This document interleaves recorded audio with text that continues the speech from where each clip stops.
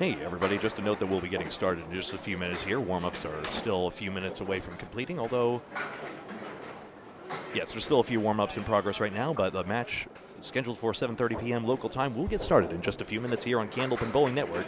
Please stay tuned.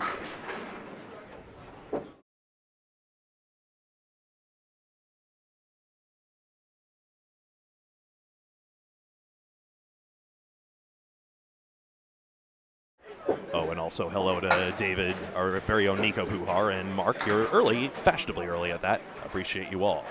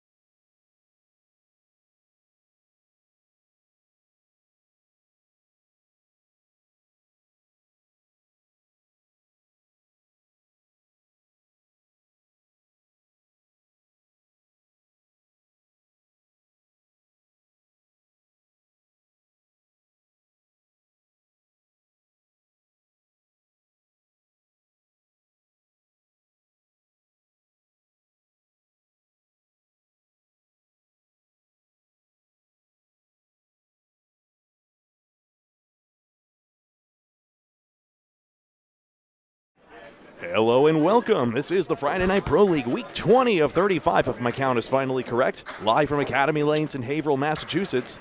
This is the home team Academy 3 on lanes 1 and 2, right up against the wall against the visitors Exeter Lanes, who you see in third place right here, last year's champions. Those standings are determined by points, which we'll explain as we go. My name is Greg Gouillart. You're watching Candlepin Bowling Network, and alongside me on the call is Paul Grant. Hey, Greg, great to be with you again. Good evening, folks.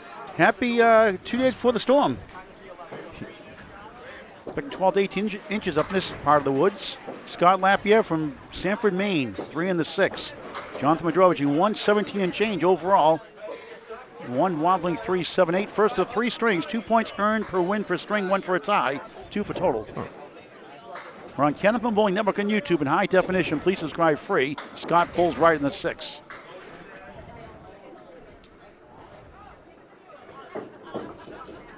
Jonathan's high single this season, 152, and almost got that one.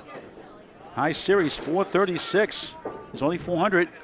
Healthy this year. The shoulder bothered him almost half of the season last year. Scott gets a 9 to start his match. And Jonathan, I believe that's 9. Yes, 9 it is. Greg, great to be with you again. How you doing? Doing all right. Had a bit of a graphical flare up on my scoreboard, which did not exist before. I'm not sure what's going on there, but I'll figure that out. You're a genius. You'll figure it out. Yeah. I can improvise. Kind of like how people who are good at Tetris aren't really good at sorting. Hey, if you're new to Candlepin Bowling, it's roll 3 balls, play the wood where it falls. It's our game here in New England, part of Snowpocalypse 26, as some put it.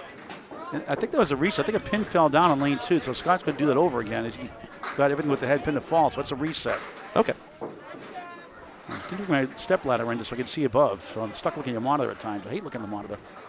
I know. What a great match this is. Academy 3, 11C, very deceptive. They've been competitive. They were as high as 4th, but in a little bit of a rut lately. But, you know, look at the standings. We'll put those up soon. They're so tight between 12 and 7 and so. Now on his first official ball on his second box. 1 of the 7, generous leave after all. And Jonathan drops 4. Academy Lanes, Pub 125, Haverhill, Mass. Check out the Pub 125. About 3 years old now, starting the Mixed World 2022. You'll love it. The food is great. The people are great. And the food is tremendous. Lapierre converts, fair. 19 of the ball through 2 in the first. Boudreau, good try, flies over the 4-7. Or maybe in between, hard to tell there. Yeah, Academy 3 is trying to snap a cold streak amid this cold snap right now. They haven't gotten past 2 points for quite some time now. Jonathan the tennis, 19-19, but Lapierre for Academy 3 has the spare. Greg will call the second string. We're going to switch every 2 boxes. Second string is good. Okay. If that's good with you. Sure. No sky bars. They're 2 for $4 and went up $1 at Market Basket. It's supposed to go down. The gas prices are down. They're supposed to go down in price. We're 2 for $1 5 years ago. Here's a nice ball to the captain, Dave Hodge-Mallahan. Schedule change. He usually bowls third. He's bowling second tonight. Sometimes he bowls third. Scott Lapierre in leadoff is unusual as well, but putting Steve Poulin in last is very interesting. Yes. There's their captain. Hodge, oh, he missed it. That's a Paul Grant shot. That was too easy. Wood behind wasn't a total gimme, of course, but still. Eric Pelletier, the son of Kim Baker. Pelletier originally. Husband Shaun Baker, great bowler. And that's a Paul Grant. No, it wasn't. It was out of the channel, so it's a 9, I believe. Or was it a 10? Let's see. Couldn't see it. So Eric gets the clean 10. And it is a Paul Grant special. Missed the second, make the third. Way to go, Dave.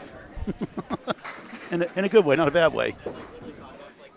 Well, I don't really. Never a good time for that, though. That's what I meant to say. Well, I don't really have a taste for fried mushrooms, but thank you anyway, Kevin. Always appreciate your support of Candlepin Bowling Network. I like mushrooms sauteed. I don't like them on pizza or raw. I like them sauteed. 2-4-5-10 for Pelletier. 2-4-5 for Hodge-Mallahan. He missed left. Couple of chances down the drain. Not that it was easy. Left-handed Pelletier. He goes left. 2-5-10, left to right. Here in the first.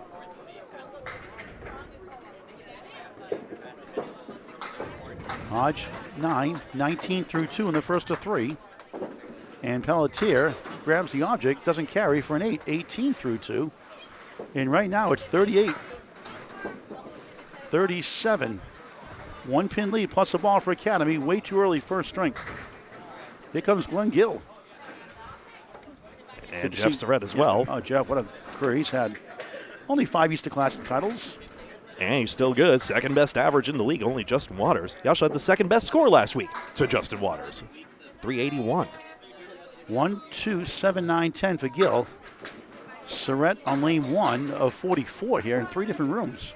12 in the left room, 24 in the middle, and 8 in the synthetic lane room on the right. Used to be 12. They took out 4 for the pub 125 in 2022. What a great job the DeBurrows have done here.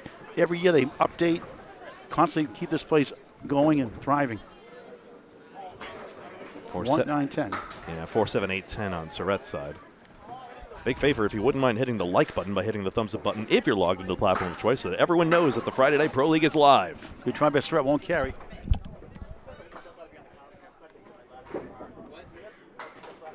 Gill takes an 8 box here to start his first string off. First string of 3, by the way.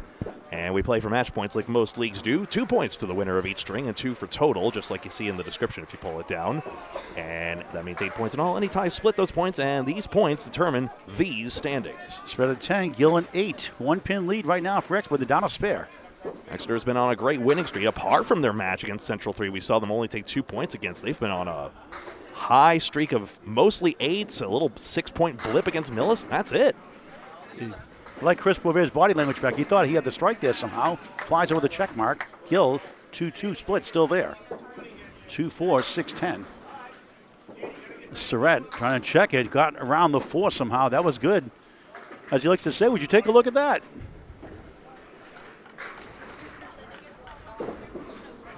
Gill takes an 8, 2 8s to start his match. Surette, a 10 and 9. Extra lanes out of Shooters in Shooter Sports Pub, Exeter, New Hampshire. 57, it should be 56, isn't it? 56 I had 56, it as, 54.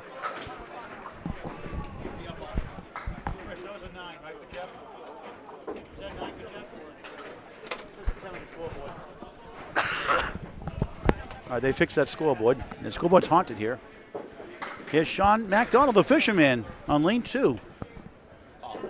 Bowled for Central 2 for a few years. 1, 2, 7, 8 behind the 2. Wood behind, 3 pieces. Veteran bowler Dave Barber, what a career he's had. His father Jim in the Hall of Fame. Connects spare. MacDonald on the boards. The 4 being stubborn for Exeter. It's not Mick, it's MacDonald in capital D. MAC capital D. as you see it. Barber at 10. Anchors up next, Chris Boisvert and Steve Poulin. We're on Candlepin Bowling Network, your home for all things Candlepin Bowling. We cover all the classes all the time, everywhere, and we know everywhere. Close to 5,600 subscribers, over 2,500 videos in climbing, semi-pro to pro action. Candlepin Bowling Network on YouTube. Like and follow us on Facebook, high definition YouTube only. 17 through 1 of the 7 fill for MacDonald, 2, 4, 6 right. He'll try to give it a ride. It's a good shot. Oh, wow, the wood got in the way. And Barber just missed outside the 2. That was a good call, but just a little outside. 2 and the 6. This team was the runner-ups 2 years ago, and Central 3 won it 2 years ago, and they won it last year. And that was a close finish.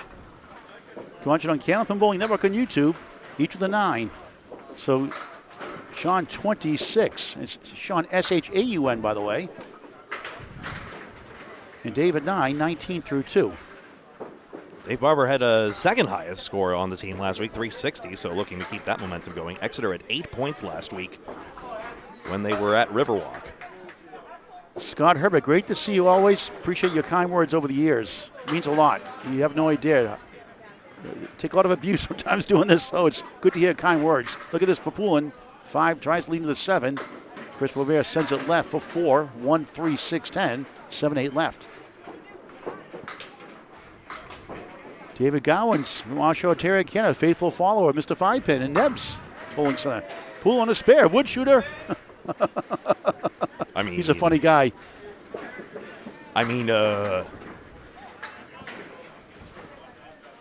Poulin's father Mike, by the way, nominated by Gary Duffer for the Candlepin Hall of Fame class. Must be nominated by February 2027.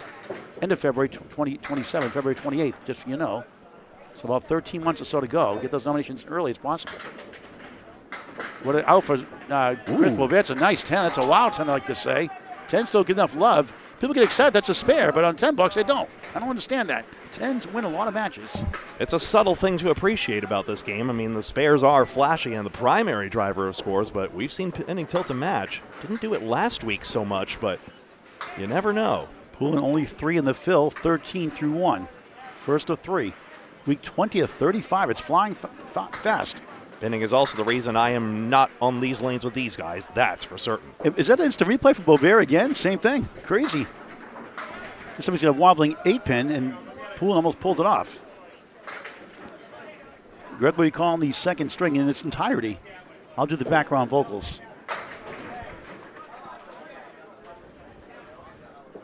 Boisvert can do it again for a spare this time. He almost got that one. A Willie. Yes! Nico highlight reel spare. Instant replay. 20 the ball through 2. Poulin to 9. 22 through 2 on Candlepin Bowling Network. What a shot for Boisvert. And there you go. After 2 boxes down. And that's better, I think. 103 plays 95. Keep an eye on those open marks to the right of the scoreboard. So 1 hit on each side. So 8 pins up for Academy 3 with those 3 spares to 1 in that last exchange. And David Wiggins is watching from North Alabama. Hello, David.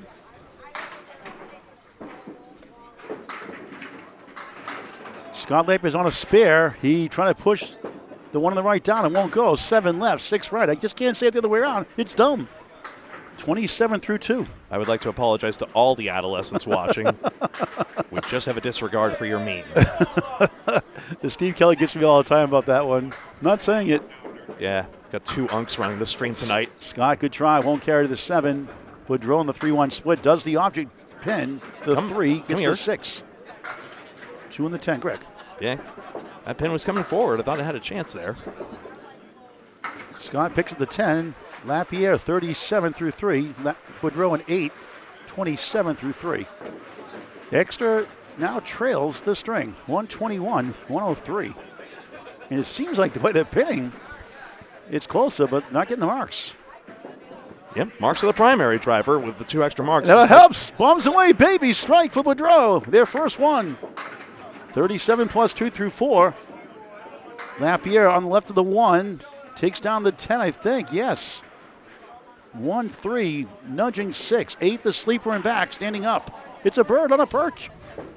It's sleeping and standing up at the same time. I could never do that.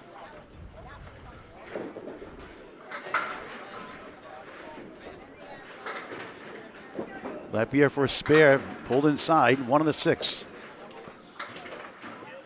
State of Maine bowler as well. We had J.B. Gouillart in last week's match as well. Clyde Trimper watching from Bear River, Nova Scotia, Canada. I love that name. Scott an 8, 45 through 4. Here come the second bowls of 5. Let's get a quick update from the soothing sounds of Greg Gouillart. You can always pull down the description for more information, including the live standings based from Secretary Corey Alisi, and also an explanation of how all the graphics work, for example, such as those little colorful headpin bricks I always insert into the broadcast that just tells you how the headpin accuracy is. Yellow bricks for headpin hits and red bricks for headpin splits. Pelletier 2 in the 8, bombs away, baby, strike for the captain, Dave Hodge-Mallahan. Pelletier 1-4-7, still there. Yeah, Josh Taylor's left-handed for sure. Paul Duffy, Eric Thorstenson, thank you for coming in, watching rather on the stream. Casey McCool is watching. No banana splits, Casey, yet. I have a question for you, Greg. If I'm not around, do you do that grr sound when you do matches without me? Or is that exclusive for me? At times. I think it's 50-50. Oh, you doing raffle? You do raffles too? I'm not in such a friendly. Depends on if I'm in a friendly mood. Well, if you're eating chicken, if you're eating chicken, though, you'd be in a foul mood. Well, this would perk Pelletier right up if he can make $25. It has to be a clean spread eagle, so not that on lane 1. But if Pelletier can run this down for a spare, the former Spread Eagle Productions, that's us, Candlepin Bowling Network. Doing a little bonus money, $25. Pelletier still there on a clipping eagle. Hodgie needs a fill here. And it's a 5 in the strike. Youch. Yeah, we saw that happen to but one bowler one week, and it set back his team's chances a little bit, but still, Shooter's Pub was able to come away with an uncharacteristic 4 points. And I wonder if that might be a possible theme of this match, because you wouldn't expect Academy 3 to get 4 points against such a stacked team like Exeter, but if they do, that could portend well and could be the start of a turnaround in their season. 8 and 7, 42-34 for Hodge, 42, Pelletier 34. And so far, so good. 152, 129, Exeter down 23. They won it last year. They're in the finals 2 years ago. In the running again this year as always. A threat to win every year. Surette a 6-pack. Check his ID. Glen Gill, 1 Wiggles, 2, 7. The last 8 behind the 2, Greg. The last time a month ago, Academy 3 got 8 points. Glen Gill was the top scorer at Ryan's Millis, where he's a home bowler out of there too. It was in the 380s, and that was a key part of that victory. He bowls great in that fast-flying house. Jeff gets the 10, a deadly pinner. 29 through 3. It's a 3, a 10, not a spare, right? They put a spare on the board. It's a 10. Gill, it's a 9. 25 through 3. Pick up the 2 8s. Now a 9. They got to fix it up. Eric Pelletier's all over that monitor right there. So, hey, Caroline, watch from Palmer, Massachusetts. What a great bowling center there. An old vintage class. You've been there, haven't you, before, to Diamond Junction Lanes in Palmer? I was there carrying Jacob Myers and Aaron Gauthier for the ACST Class D West. And John, the fine owner there. Diamond Junction Lanes. Check it out. Classic, vintage, old-fashioned wooden lanes in Palmer, Mass. That's a 2589. Weird. Jeff missed that pin again. So close every time, pretty much. Gill, what a shot that was. The 8 goes down. Spare. 35 in the ball through 4. Surette gets the 10. Whoa. Third 10, 39 through 4 without a mark. And again, another break for Academy. All right, get this out of the way. It's 1 strike, 1 spare for Academy 3. Nothing for Exeter right now. And they're down right now, 12. Correction, 22 with the update in the scoreboard. Yeah, sorry. 171, 149. Here's Dave Barber. Here's a nice ball. He crosses over. Has a Canada bucket of 5 shot, they call up there. Shaun MacDonald. Ooh, look at that one. It's an ugly leave. Diamond plus the 610. How often do you see that one? Aim for the head pin. That's the key, but it's tough to fine-tune into the pocket like in other games, but you do get punished if you don't hit it all the same. And what a try that was. The brakes slam in front of the 610. Emergency brake system activated. Well, at least it's tenable. Barber, nice out for that. A 9, 28 through 3. The marks are slow to start for Exeter right now. And McDoff, the 4-2 split. A nice out for a 10. 36 through 3 on Candlepin Bowling Network.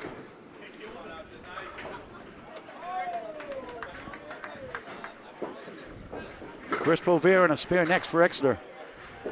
Dave Barber on the head pin. Bombs away, baby. Strike. Vintage Barber, 38 plus 2 through 4. MacDonald put him with a strike 9. A wiggle in the 2. He had a spare 7 to start.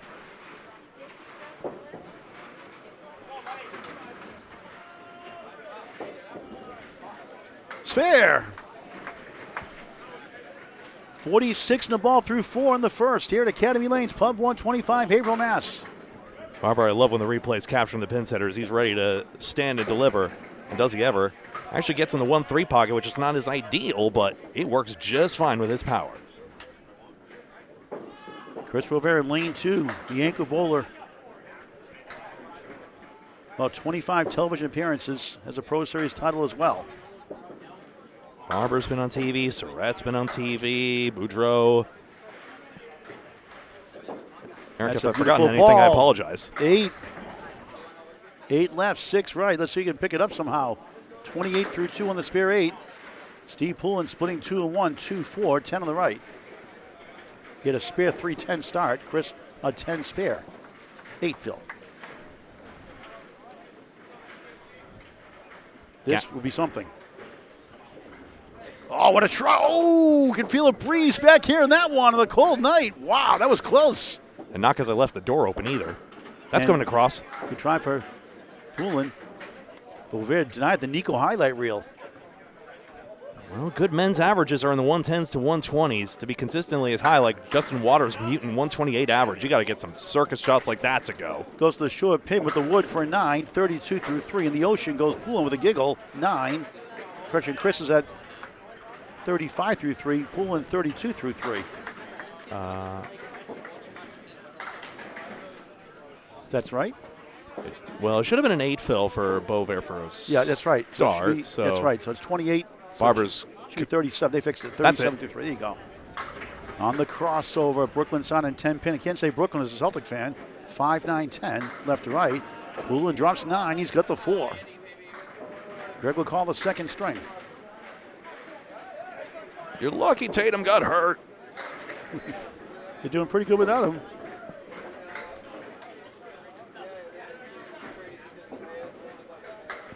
Boisvert for a spare. Yes! Perfectly placed. Second spare. 47 of the ball through 4. Poulin on the face. Spare. His second one. 42 of the ball through 4. Let's get the update from Greg Gouillart. It was a great shot by Boisvert to tag into the 5 pin and that piece of wood to get everything moving. 210 to 195 right now as Academy 3 got 4 marks in there, but Exeter got 3 marks right now. A couple of fills of 3 and 5 for the team in red, so fill quality a bit of a question right here, but the question will be asked again as each side has 3 hits to load up right now. Top of the order, Jonathan Boudreau's on a strike. We got Wilfred Haveman from Cape Ray, Newfoundland on the half hours. 7:30 start here, 8:30 Atlantic, 9 o'clock in Newfoundland. I love it. Boudreau trying to double it up. Check mark left. Meanwhile, Lapierre, 2, 5, 7, 10. Not related to Jeff Lapierre or Jerry. Jerry's the father of Jeff Lapierre in Maine. What a bid! Oh, that was close too. Then shot in front of the 7 pin. Faces it all. Boudreau missed right on the 5. 7 on the strike. 4, 4, 4, 44 through 4 here in the first. Lapierre, no go, 9. 54 at the half. Boudreau, 9. And 53 at the half there. A couple of chat comments here. Dexter Young. Yeah. Jim, nice to see you. I don't know if Wisconsin's in the snow zone we got. And Dexter asks, Greg, do you like 10-pin bowling? Yeah, I do. I'm not as territorial about it as others. I just think Candlepin is the best version of it. But anything that gets people bowling and into, we need more third places in this world. And bowling leagues being like, bowling centers used to be like the living room that everyone had once upon a time. And I wish we got back to that sort of way where it's not just commuting between home and work. You have places to be and, be a part of the community as well. Boudreau almost got another strike. And in terms of the game itself, even though I consider oil patterns and ball cores a bit more artificial, it is still a skill and it is impressive. And also hearing Rob Stone and Randy Peterson call Candlepin on the new PBA video game was delightful. They did a great job with that. Jonathan picks up the spare, and Exeter's starting to heat up now on a cold night. 63 in a ball through 6. Lapierre gets the 10. He sits down at 64. We get all kinds of bowlers watching over the world. I love it. In Caroline, the 148, was that Diamond Junction Lanes in Palmer, Mass, or was that here? Is it Daquan? Daquan Hawley, thank you for the kind words. We appreciate it. It helps a lot. We got Ralph watching from Moncton, New Brunswick, Canada. 189, the wiggle, I call it. The W.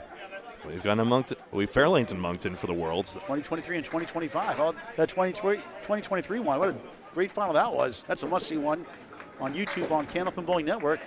Hodge missed number 1. Raise your microphone a bit. Yeah. Oh, wow, what a shot for Pelletier. No problem. Replay on that one, Greg. Oh, you got it. 44 on the ball on the board.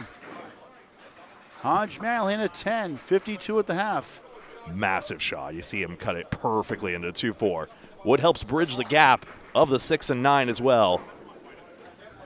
Now X is only down 8 right now in the string. And it's 4 marks to 3 in their favor, close to a virtual tie. Diamond left for Hodgie. Eric scoots right, 9 in back, 1, 2, 4, 7 in front. 5 is the fill after a great shot that was. Only the first bad fill Exeter's had all match long. 49 through 5, Hodgie. Oh, he's still off behind. Wow, get a replay of that one, folks. Rather be lucky than good. He'll take it. It's a sarcastic laugh. Take it while you can. That was goofy, but the scoreboard didn't give it to him. The scoreboard gave him a 2-drop. 62 in a ball through 6. I mean, I remember John Zappi doing this a few weeks ago when you were with Steve. Yes, that was crazy. Eric Pelletier gets a 9, 58 through 6 on Candlepin Bowling Network. Let's pause 17.9 seconds for station ID from Greg Gouillart. You are watching Candlepin Bowling Network. 17 seconds is ages. 17.9. And please like the video and follow on Facebook and subscribe on YouTube. It's free. What else should I say? And join the 5,500 subscribers who also love bowling as much as you do. Either way, great. Thank you very much for your support just by watching. You don't have to super chat. You don't have to do anything. Just by watching, you are helping, and we appreciate each and every one of you. Gill 3 in the fair. He almost stole that one. 38 through 4 after the fill.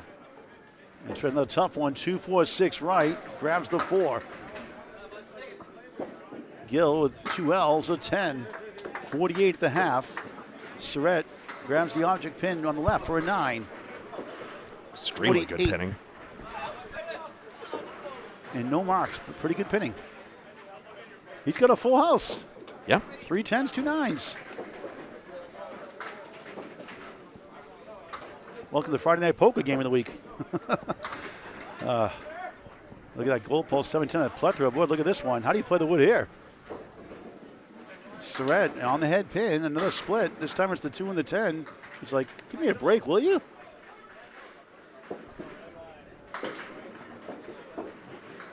He's going that 7 pin, I would think. He's going the right side instead, and it goes! He got the helicopter flight. He's coast to west coast, non-stop spare. Second his last 3, 58 the balls. Oh, what a shot for Surette! Masterful spare on the board. Would you take a look at that? And now everybody's got a spare this evening. It's just like, somebody's happy about that spare. Take it, Quadja. Take it, Jeff. What do you want to give you a 10 instead? He can't believe it won. Will you take a look at that? I mean, that's so common Did among. you show that one? It's so common among bowlers. I didn't show the other one, I'm afraid, but that 4-pin wilting for MacDonald's a big deal. 9 in the fill for MacDonald. Barber on the head pin. 8 left side will down. It's the 6 and the 10. Wood to help. It's just so common among bowlers for a good shot to be like, well, finally I got one, and they're like, come on, it was good. MacDonald missed a single. Could have for 2 in a row. Dave's on a strike for a big 20. Oh, robbed by the wood. He's not happy where he placed that one. 8 in the fill, 46 through 4. Doesn't miss too many of those, does he? Wasn't there for MacDonald, a 9. 64 at the half. And Barber, that's a Paul Grant special. Missed the second, make the third. Not a good time for that. A 10 box, 56 through 5. As we're at the halfway point, just past the halfway point of the first of 3. On week 20 of 35, well, the playoffs also. 3 rounds as well, 1 day. At Ryan's Millis in May. 2, 4, 7, 9, 10. We've seen it go already. That's a Saturday, I believe, in Millis, May 17th. It's done at 10 a.m. 8 plays 1, 2, 7, 3, 6, 4, 5. They are not bracket. They received after each round. MacDonald, what a try that was. So a good second ball, both sides. Barber in the 3-2 split. Oh, what a close call there. Woo! Wow. Made the 3, 6, 7, 10. Doesn't matter. Harsh game. Shaun a 9, 73 through 6. Dave a 9 also, 65 through 6. High standards. It's 299, 291. Academy 3, the home team in the red shirts, up 8. So here comes Steve Poulin, and the last time these two teams met, albeit on a Halloween when they didn't have their full complement of 5, Steve Poulin was the best scorer among everyone. He had a 406, including a 159 middle to spoil the team in pink's evening that time. Can he deliver another blockbuster tonight? He's in Canada with a bucket of 5 in Haverhill, Mass. Boisvert on the spare, check mark left, 6 fill, Poulin's fill was 5. So Steve's at 47 despite 2 marks. Also called a Starlight 5 after a former East Boston house. He drills it for a spare, back to back. 57 at the half, I believe, should be. Yep. They give him a strike at the scoreboard. Boisvert, can't fully uncheck it. The 6 fill, 53 through 4. Yeah, a couple of guys have just not gotten the pin action into the 7. Perfectly sensible shots, and just it's flying around it nonetheless. Chris Boisvert at 10, 63 through 5. We have not been able to reach the pins for comment on why it didn't give him the spare. Academy 3 has 1 extra mark They're up 7 right now, 314, 307 in this tight first string. And expect a foot to a foot and a half snow in this area this weekend, Sunday and Monday. As opposed to South Carolina and Wyoming and wherever else you're watching from. Great to see you all. Oh, who's Wyoming? Let's see. Charles. Oh, Charles McCarthy. I think we. Charles who? Have we seen him in chat before? Doesn't matter. We're not trying to dox you or anything. Oh, yeah. Good to see you. John Paul Williams from Salt Lake City, Utah. Go to Utah Jazz. I love John Stockton, Karl Malone. Their Wi-Fi network still is Jordan pushed off. I know. That was a bad call. I'm sorry. Utah wins the championship that year. They wanted Chicago to win. I'm sorry. That was a bad job. They're still not over it. I'm not over it either. Poulin 6 in the fill, 63 through 6. Trying to get a 10 box here. Is denied 3 in a row. Poulin takes it down for a 10, 73 through 6. Top of the order next after the update from Greg. After this ball from Boisvert, who gets a 9, 72. Greg. Here we are. Here's the update. And Poulin three marks, but the same 73 as one of his teammates here because the fills basically collapsed. It's harsh to say he's been all over his head pin. It just hasn't gotten the time of day. As is, though, Academy 3 still holding the lead going into the final 4 boxes. I mentioned all these points are pivotal here. Exeter, on paper, should be getting 6 or 8 here. So if they don't, this could be a major turnaround for the home team season. Jonathan Spilling, 8.5. 7-10 goalpost for the second time. We've seen that tonight. 71 through 6. Lapierre right down the heart of the Lions. Spread eagle throwing the 9. Behind the 3, youch. Nothing in word. Put in the dictionary, Webster. Yikes and ouch combined. Y-O-U-C-H. Why not? Boudreau, oh, what a try that was. Another close call. No dice. How many have we seen tonight, Greg? And tripped up a piece of wood. I don't think it hurt it really, but he did exactly what you have to. Play the wood on one side or the other. Scott trying to go less than more, gets less and not more. Jonathan just missed, not by much, for a 9, 80 through 7. And Scott pulls down 2 for an 8, 3 and the 9 still there. 72 through 7. Pinning is basically even right now, so 10 marks to 7 for Academy Lanes. Exeter is filling their marks better at the moment, but Academy Lanes just by getting those marks and Exeter getting foiled a few times. Academy 3 up 5 plus an extra hit, 2-1 in their favor. Boudreau furious. Such an intense competitor, would you say? Just a little bit. Always has been. 1-2-8 behind the 2 for Lapierre. His attitude has been historically misconstrued, but he's really a nice gentleman, teacher as well. Absolutely. And just is very passionate about his bowling, which is how it's supposed to be. Be passionate on the lanes and then the best of friends off the lanes. Great bid. Head pin only. Brutal. That'll make him feel better. Wrong. And on the head pin. Lapierre, he missed number 1 again. No kickback. We're in the first of 3 strings, week 20 of 35 on Candlepin Bowling Network, the Friday Night Pro League game of the week. And the Nite's out there for a 9, another close call there. Jonathan, 89 through 6, Lapierre 9, 81 through 6. Here come the second bowlers. I think one of the kids from the recent, the CBA Youth Pro competition was just back here. I think it was Ethan, I think his name was. I'm trying to remember, he was just coming back here. Wayne Petty watching from Michigan, 3 degrees. Academy Lane's one of the best supporters of youth bowling, of course, including by hosting that tournament. Dick Fulton, hello, thanks for watching. Charles McCarthy, that's right, Charles is from Wyoming. I should have known that. That's where Josh Allen from Buffalo Bills played college. That was a good pick by Buffalo, I said at the time. Back when he was drafted, like, Wyoming, they're not that good. It's a small conference, but Big Sky, I think it is, Big Sky Conference. Love college football. John Paul Williams, a Celtic fan as well. Mason Shea expecting 5 to 15 inches in Northwest Ohio. Not a good day to be farming indeed.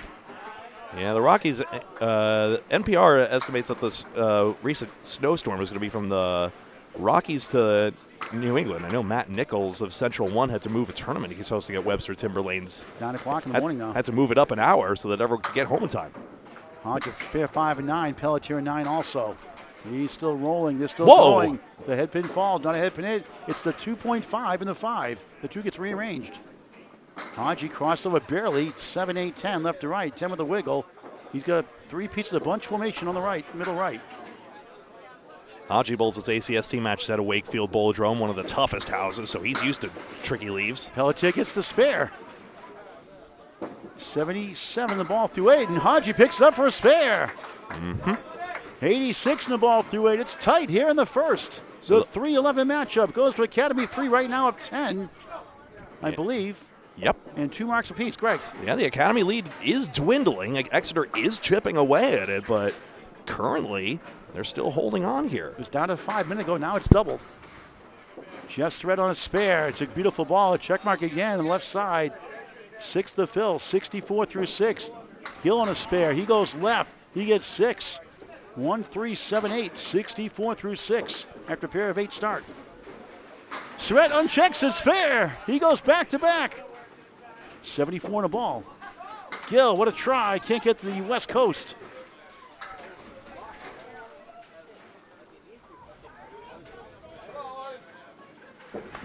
Gill, board and pin, gets the 10 box, 74 through 7 on Candlepin Bowling Network. Candles for Cancer, open scratch, any singles draws conclude tomorrow, Saturday, January 24th, 2026. Register Candlepins number 4, cancer.com at Riverwalk Lanes, Amesbury, Mass, or walk in. Top 5 live show, February 7th with Greg and myself, 10 a.m. And bombs away, baby! Strike! To Surette on spare, 3 in a row. I talk about the charity, and that happens. See, you may call your next witness. It happens at least 1 every 2 times, it seems like. That's just do a 27 promo for Candlepin Bowling. But we are. Candlepins for Cancer, rather. What was the higher averages? Yeah, that documentary did drop on Perry Harlow Media. You can check that out. We've been posting the link on our Facebook page as well, but it's on Scott Perry and Megan Harlow's page. Yep. On a separate YouTube page, Perry Harlow Media. Oh, that was close for Gill. Perry Harlow Productions, must-see, 25-minute, well-done documentary. Gill nearly with a similar spare to the 710, move everything across the row. That's a 9.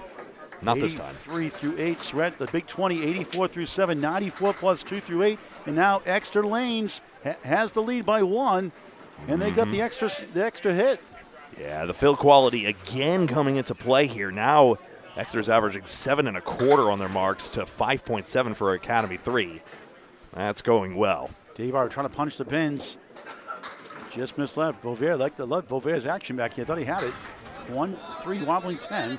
Shaun MacDonald crossed over. He has the 7-10 goal post. That's 3 we've seen already. Does that wood feel like stopping today? It's going all over the place. Barber wraps around the 3. The wood taps behind, wiggles, stumbles and bumbles, not going. MacDonald with the wood. Oh, what a try that was. Another close call. Whoa. It's like 5 or 6 we've seen. That did not miss by much. Jeff Surette thought he had that one. Steve Poulin. Close shave, Barber saw. Barber at 10. MacDonald at 9. What does Dave the Razor Barber have to do with this conversation? Yeah, wood. Pin comes screaming across. Kevin Harlan, Monday Night Football games. Close shave, Barber saw. Barber, a nice ball, but too full. 2-7, 3-6 down to the right. Unbelievable. Tight first string. MacDonald on the nose. Slipping and sliding. 7, 6-10, 7 left. Trying to tip that wood over. Splitting again. It's just the issue with MacDonald not quite finding his way to the pocket. It's luckless and could be reason for a slight adjustment. We'll see. What a try. Barber hit the faces at all. He almost got that somehow. Adjustments are very fussy in this game, though, and hard. And MacDonald's so close again. And there are some bowlers who swear it's not worth the effort. Just keep trying to hit your head pin, and the breaks will come. Yep, absolutely. Object pin's name of the game, indeed. Barber gets the 9. 84 through 8. MacDonald gains a pin with a 10. 92 through 8 here in the first. 3-string format. Both sides have left 22 pins on the plate, so that's not the issue here. Exeter Lanes 4-16. Academy 3, 1 behind, 4-15. Mark situation. Exeter a spare, a strike. Academy 3 a spare. Exeter has the virtual lead and the physical lead. Poulin has been getting marks. He's been scraping them together. Does he have a few more? I wonder if they remembered his performance last time, and that's why he's in the anchor spot. The anchor bowl is up now in lanes 1 and 2 here at Academy Lanes. Pub 125, Haverhill, Mass. Only 5. Poulin wobbling 1, falls down. Not a head pin it. It's a split officially. Right to left, 5, 8, 7. 2 pieces of wood, maybe 3 to the left. Boisvert nudged it. Got it, spare. Great shot. There's been a couple of dandies tonight. 82 and a ball through 7. Boisvert very used to the anchor roll by contrast. Poulin pull sticks it, won't carry to the 5-8. And now Exeter can get a double-digit lead. Now Exeter has the same number of marks as Academy 3, and now the fill advantage will be very significant. Poulin 8, 81 through 7. It's getting away from Academy 3. It's 4:26, 4:23. Exeter up by a field goal, and they got 3 hits to 1. Boudreau in the bonus on lane 2 at Haverhill, Mass. The calm before the day before the storm. Lapierre being furthest back right now is the big shock right here. He had 364 last week and is consistently the top average on the team. He wants to get the engine started quick. Boisvert 4-fill, 6-pack, check his ID. 86 through 7, wobbling 1, 10. The 8 fell behind, 3 sticks behind, laying down. Possible break for Academy 3, but the wood may deflect the headpin away. Extra up 7 right now. Boisvert trying to pick it apart. Oh, what a try! Again, so close! Did not make that shot, but Boisvert is so good at untangling these. Poulin denied also. Hitting the wood first just slung the headpin right in front of the 10.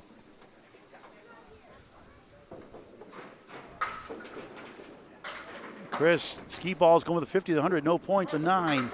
95 through 8, Poulin gains a pin back, a 10. 91 through 8, 2 blocks to go for the 5 bowls each side. We got a good one brewing here. Greg with the update. Yes, we do. No one's really headed for the 120s. Exeter might be over 110s at this point, but it's hard to say. Both teams could be at this point. But with 3 marks to 1 for Exeter in that last pair of boxes, they're going well. Let's see if Lapierre could get those marks he's after. Robert Skipwood, I love that name, from Orange, Massachusetts. Love it, near Athol. What'd you call me? Athol. I know. I wouldn't swear. Tim Matero would, and he's watching. He said, just try to get some lessons from him. Tim's a funny guy. The Hall of Fame class from 2023 can catch his interview and introduction ceremony, I should say, rather, on Candlepin Bowling Network on YouTube. Jonathan Boudreau almost got that one to go. Yeah, the wood was angled wrong, and it deflected his ball away. We'll see it again. Scott, an 8. 89 through 9. Jonathan gains 2 big ones, a 10. 99 through 9. 9's a wild. 9-9-9. Watch the ball here.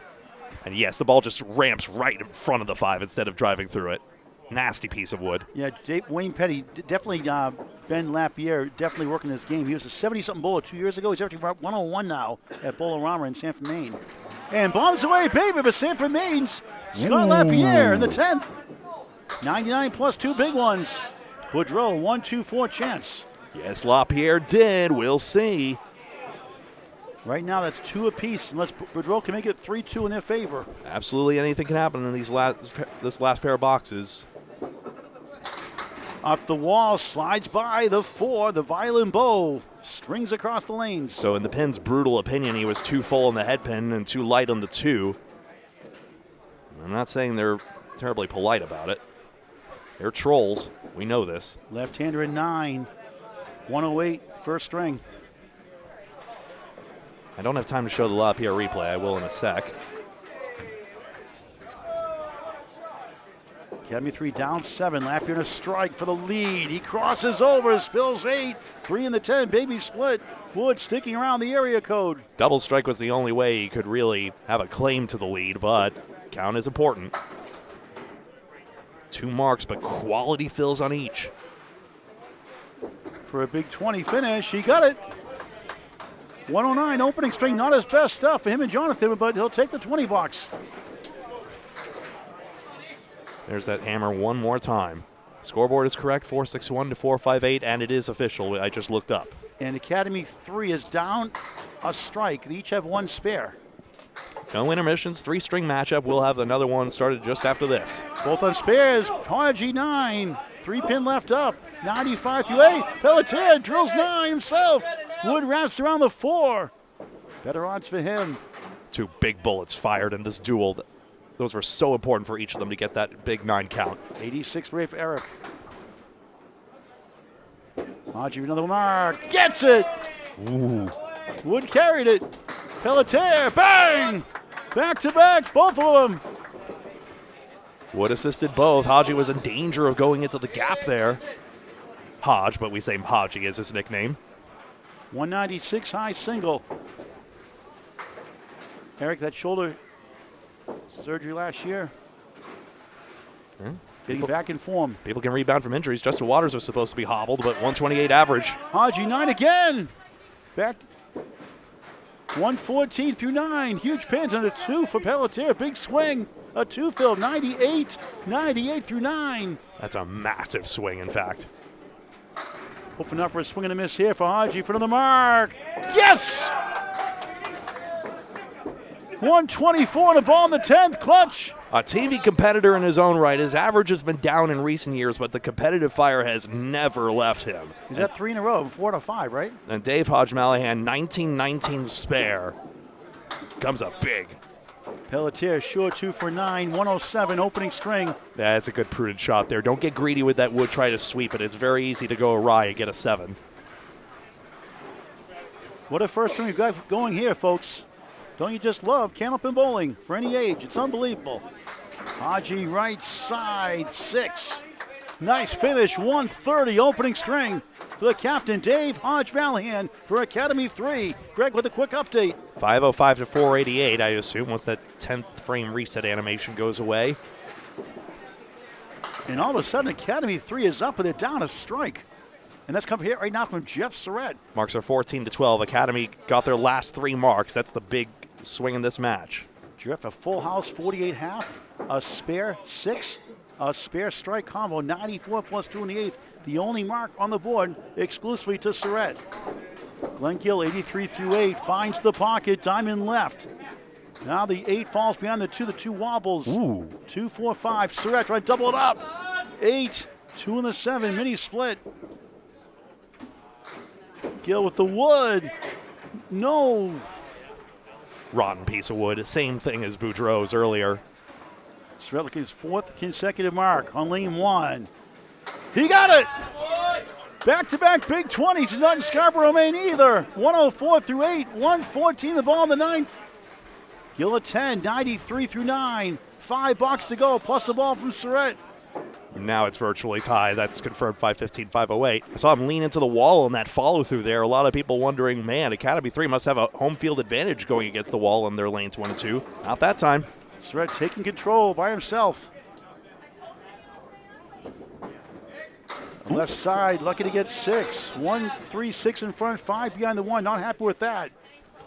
Maybe a little embarrassed about getting the pins after that hit, but it's happened to absolutely everyone. 120 through 9. It's a 1-pin lead for Academy 3 on the right. No marks on the board. Late in the first. Greg has the middle string call next. Surette missed number 1. Gill hasn't lost more than a pin in the past several himself, so. And a big shot there for a big 10. That's important pins, folks. 10 to win a lot of matches. 103 first string. Surette at 10. A nice start. 130. And look, Academy 3 is ahead by that pin. Pin, win. 525, 524. Fasten your seatbelt, folks, once again.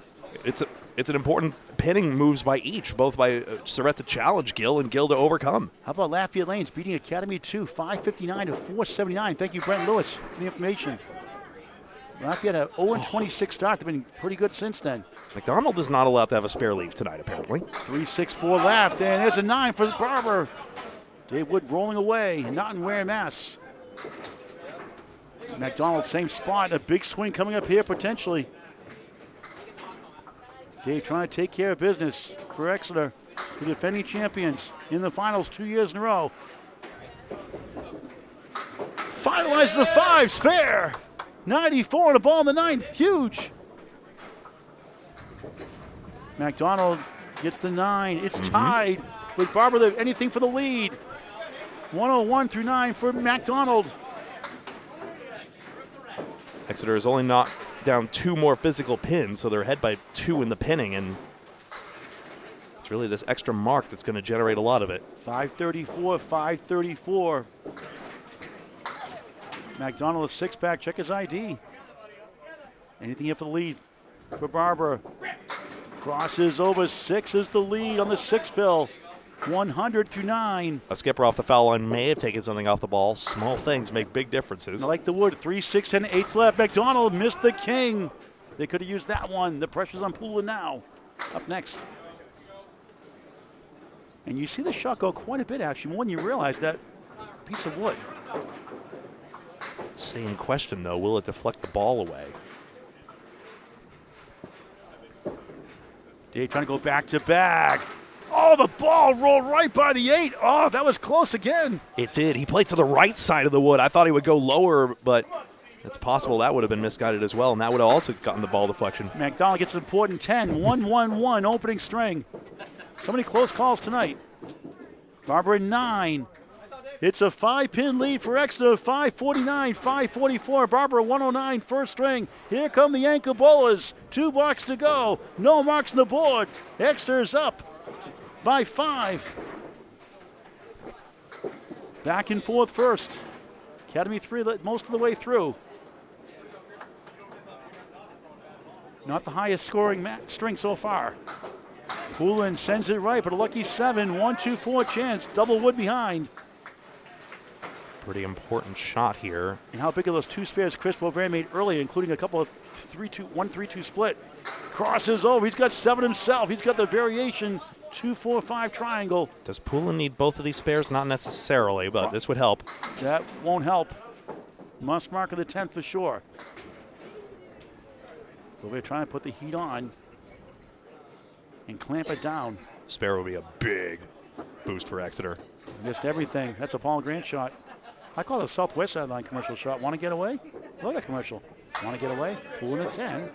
101 through 9. This is an important ball for Boisvert.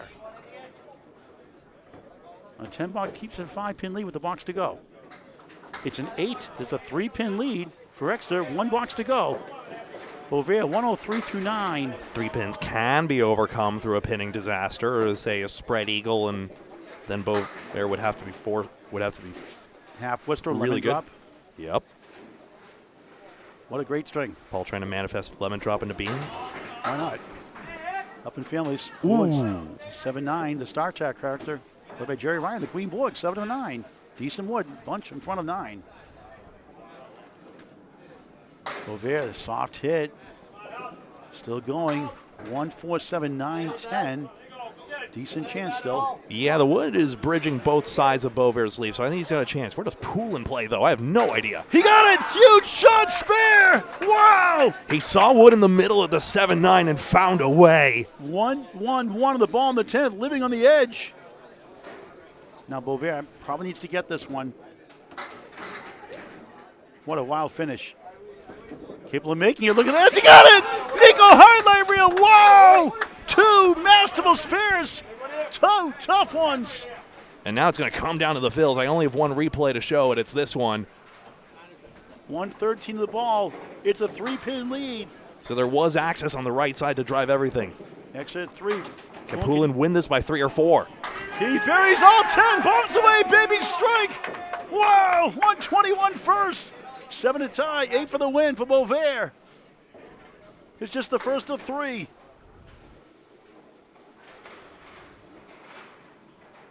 For the win. He gets 7. Only fitting we tie. 574. 574. Wow. Don't you just love Candlepin Bowling?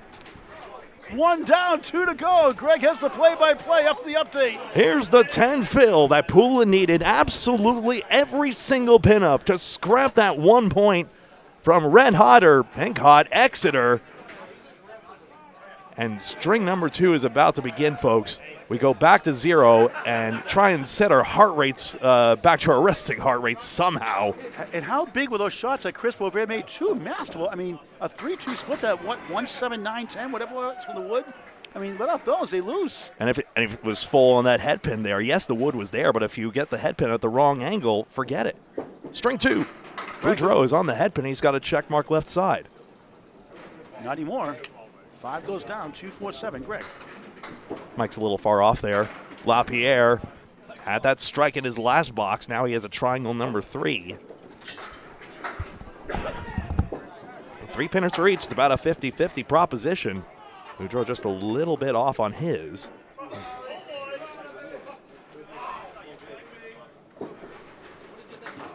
Lapierre just right on his.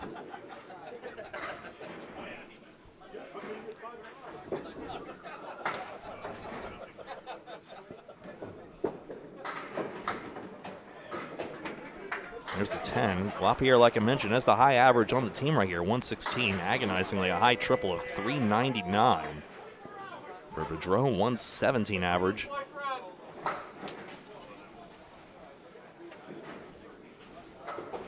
One of the best in the league. There are only 8 bowlers that have a 120 average, including Chris Jones, who is exactly 120.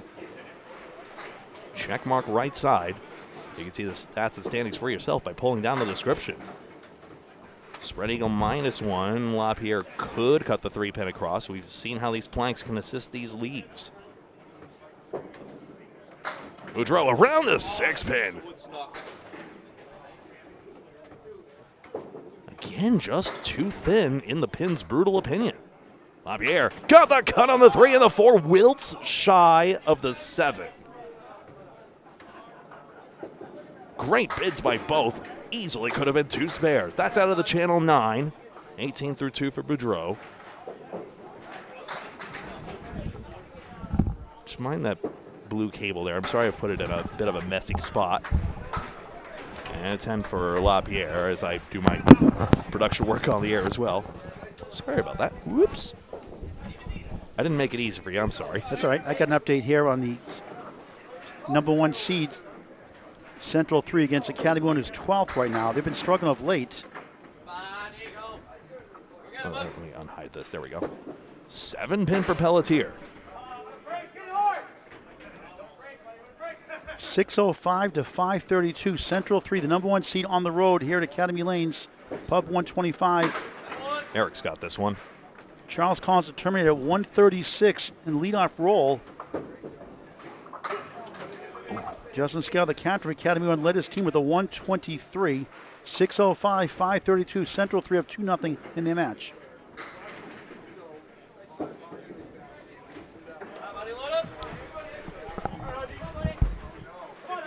Line for Mallahan.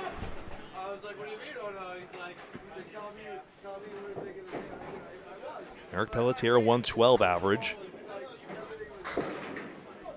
And a 330 for Exeter last week. Last week, Exeter took all 8 points. Academy 3 took none. Academy 3's been struggling for points. Very happy to get this one.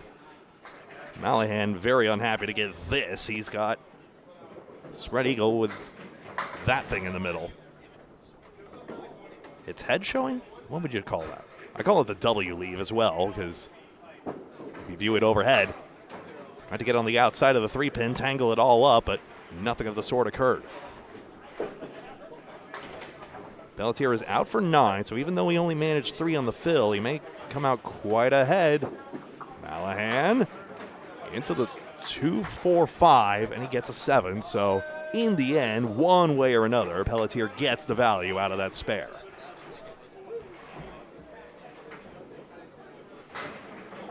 We're at Academy Lanes in Haverhill, Massachusetts, where this team, Academy 3, has lanes 1 and 2 right by the wall, as far left as you can go in this 44-lane facility, or trio of facilities, one way or another. So right, we usually call this leave the setback with the 5-6-10, but the wood bounced off the wall, may offer more play than usual. Gill's got the 2 and 4, definitely a good leave. Jeff uninterested after seeing the ball was not going anywhere near the 6-10. Off the wood spare. Gill on the board, and Academy 3 gets there first.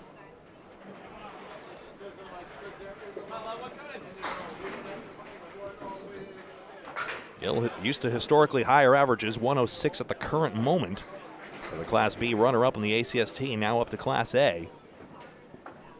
Jeff Surette, 123 average. Only Justin Waters, 128, is higher all league long. Everyone expected him to be a star when he was younger, and that is still holding true to form. Just vacuuming up major championships in the respect of his opponents, and I assume you fans as well, every step of the way. 1, 3, and 7. Eric, now you're there. Single pin as easy as you like, and Exeter gets a mark. Gill gets 7 on that. 1, 3, 7's gettable, but it's tough with his ball.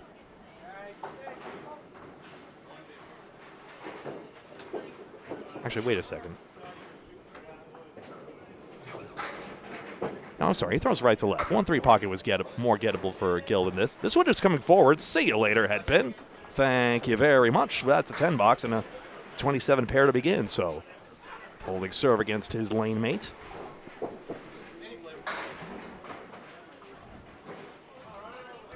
See, on paper, these averages were about 23 pins apart if memory serves.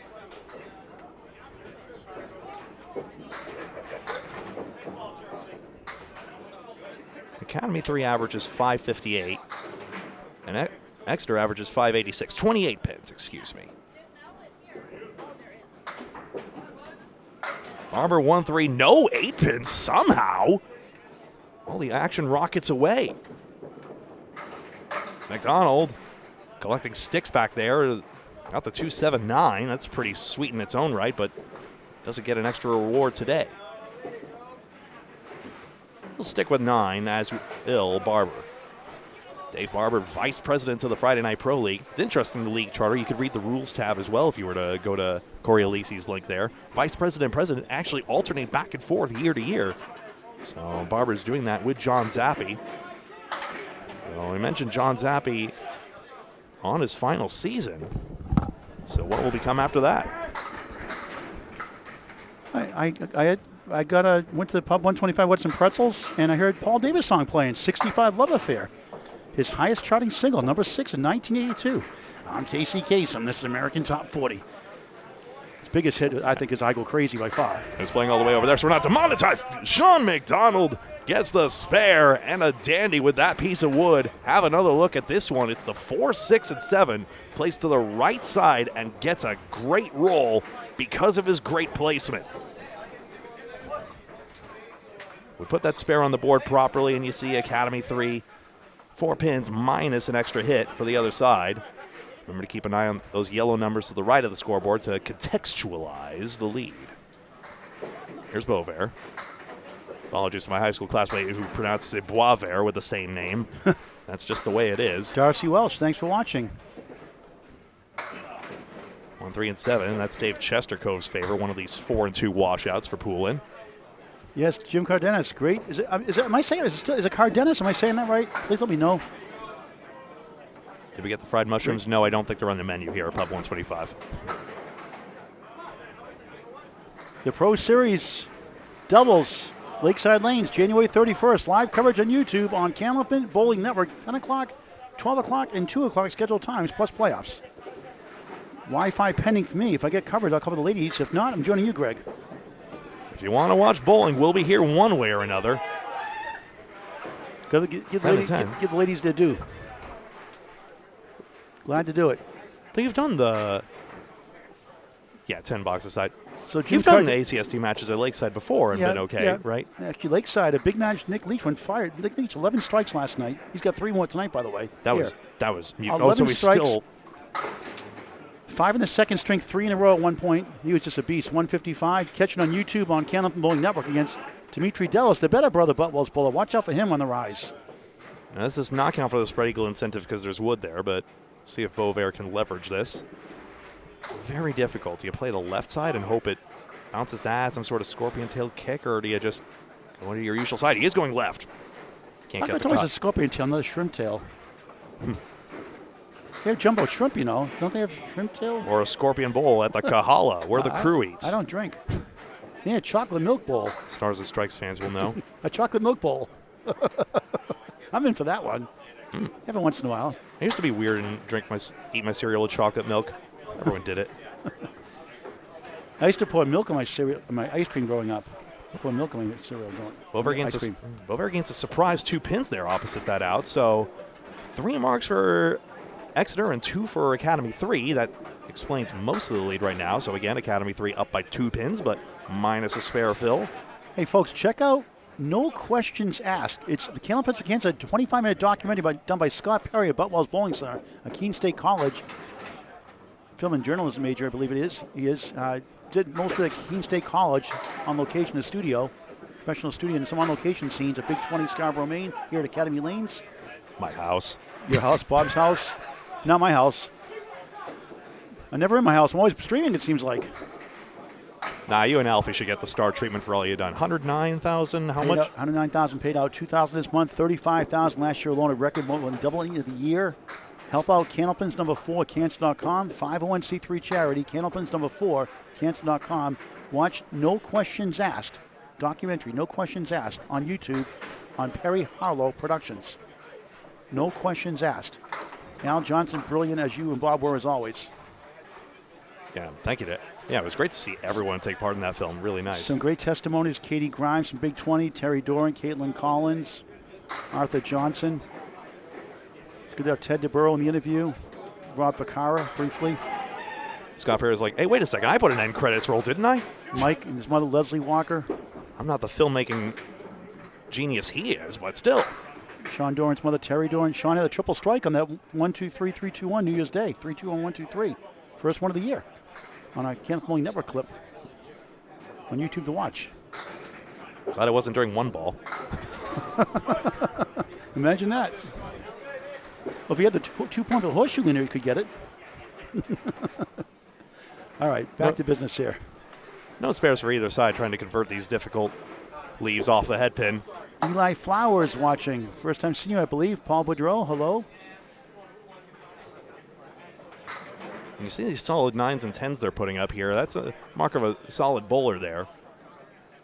I think it's very rarely that anyone who's less able to pin can really insert themselves into one of these teams. I think the only team that really could have gone on in Central 3 against Hingham because their margin against them was so big. After the week before that, we saw Hingham walk all over Academy 1 when we had 3-ball spare in the booth as well. But it was shoes on the other foot, and Central 3 took all 8 points because the South Shore Country Club just didn't work for its usual inhabitants. It was about 1,800s to a 1,500 score. Jonathan, not related to Paul Boudreau, just got the answer. Casey McCool. And no banana splits tonight. 4-9-10 for Hodge-Mallahan, nickel and dime for Pelletier. I used to say 5 and dime, but that sounds too much like 5 and 9. So there you go. They used to call it 5 and dime stores back then. Woolworth, they call it. 4-9-10. Nothing kick to the right this time for Hodgie. Pelletier should be able to, yes. Left side, cut it across. And another mark for Exeter. Casey McCool, we have to call a stretcher at Casey McCool if we don't get a banana split tonight. 4-7, 6-10. He's always hungry, always growling. No sound effects till we get an official one, Casey. Sorry. So if you won the Candlepins Cancer roll-offs tomorrow, the last 2 rounds, 1 and 4 p.m., Riverwalk Lanes, Amesbury, Mass. Live coverage on YouTube on Candlepin Bowling Network. This isn't the Wild West. Our memes have rules. Get over 7, thank you. I'm just not rooting for either team, just against the pins. Pelletier can't will any of these 3 down, but gets 7 on the fill. You see why in that first way, every single pin counts. Never check out mentally in a ball. Always fight for every pin. You just never know. And a 1-point tie, 1 each points in the first string. And actually, in the end, Academy 3 did knock over 1 more pin. The pinning favored them in the end. And that was the pin. That 1 pin was worth 1 match point. 134, 127 in the middle string of 3. Exeter's up 7 in the string, 7 in the match. Oh, Bordeaux. Aha, gotcha. Oh, Bordeaux, okay. Missed it, okay. Sneaky, sneaky. The technicalities of having a, completely different name. That's how it works. Eric 8, 47 through 4. Actually got a ball to go, excuse me. Hodgie 9, 34 through 4. Slow start to a big finish in that first. Pelletier 9. There you go, 48 through 4. Let's get a station ID break from Greg. How about 16.7 seconds for the station ID from Greg Gouillart? This is Candlepin Bowling Network. We're on YouTube and Facebook. We prefer YouTube, but Facebook works just fine as well. And we cover whatever matches you can think of. Friday Night Pro League, obviously, everyone loves that. But check out our Atlantic Candlepin Single Store matches as well. And many other matches, both pro and handicap, either King of the Hills or what have you, and of course our Pro Series events like next weekend. Now, Candlepins qualifying rounds tomorrow, 1 and 4. The last 2 rounds at Riverwalk, 1 and 4 p.m. shortly after. And the live show February 7, 10 a.m. at Riverwalk Lanes with Greg and myself. Triangle just wide for Gill. And Butt Balls roll-offs are up and running on Candlepins number 4, cancer.com. Register now for the Butt Balls roll-offs. Any singles, men and women. Surette basically has a triangle and he spares. And he'll notch another triangle on the score sheet. Gill in 9. He's all over the face of that one. But So there you go. Butwell's roll-offs, Butwell's Bowling in Concord, New Hampshire is up and running to register at Candlepins number 4 at Cancer.com. Anybody can bowl, men and women, scratch open roll-offs.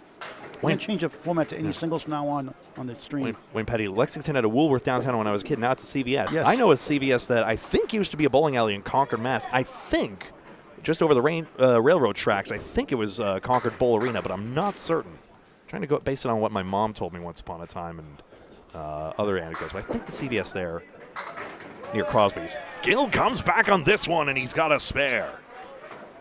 46 in the ball through 4, and a spare 7 in the first. He trails. Surette does well to get the sticks there, avoid conceding much further. No, not a single 400 last week there. Surette's 381 was second highest across the entire week. 10 box, 49 through 4. Fourth bowl is a 5. Steve Poulin did have a 400 the last time these two teams met. Shaun, MacDonald on the right. Dave Barber left. Each had 9 bucks. Each have a spare. Greg. And there you go. MacDonald, glancing blow on the head pin, but this one is interesting.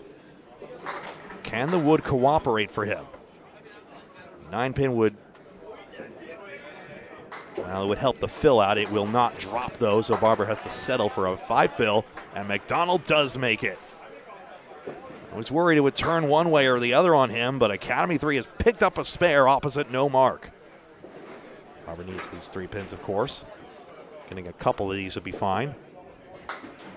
And he thought he had a 10 on that, but gets the out all the same.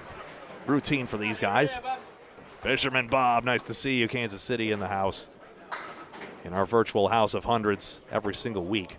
I'm always grateful for each and every one of you. It's so easy to get focused on the numbers, but every time I see the numbers, I'm thinking like, that's people having a good time on our Friday evenings, watching whatever.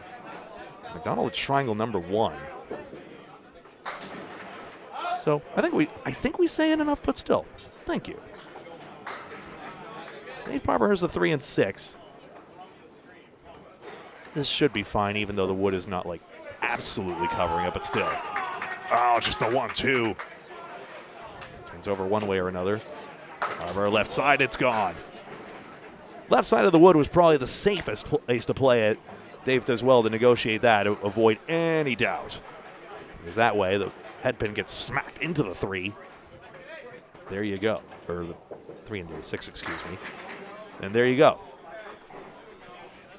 Boisvert and Poulin now. Again, Academy 3 shuffling around here. What's the minimum average to bowl in this league? Lowest average I've seen is 103. The average, as it were, is the Bob Whitcomb line, about 114 or so. And top is about 128. Good question, K. Loman, 22.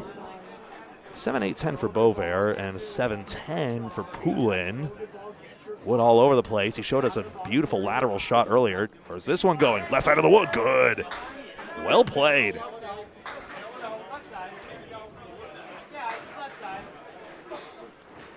Boisvert having a conference that boils down to just 2 words. Left side.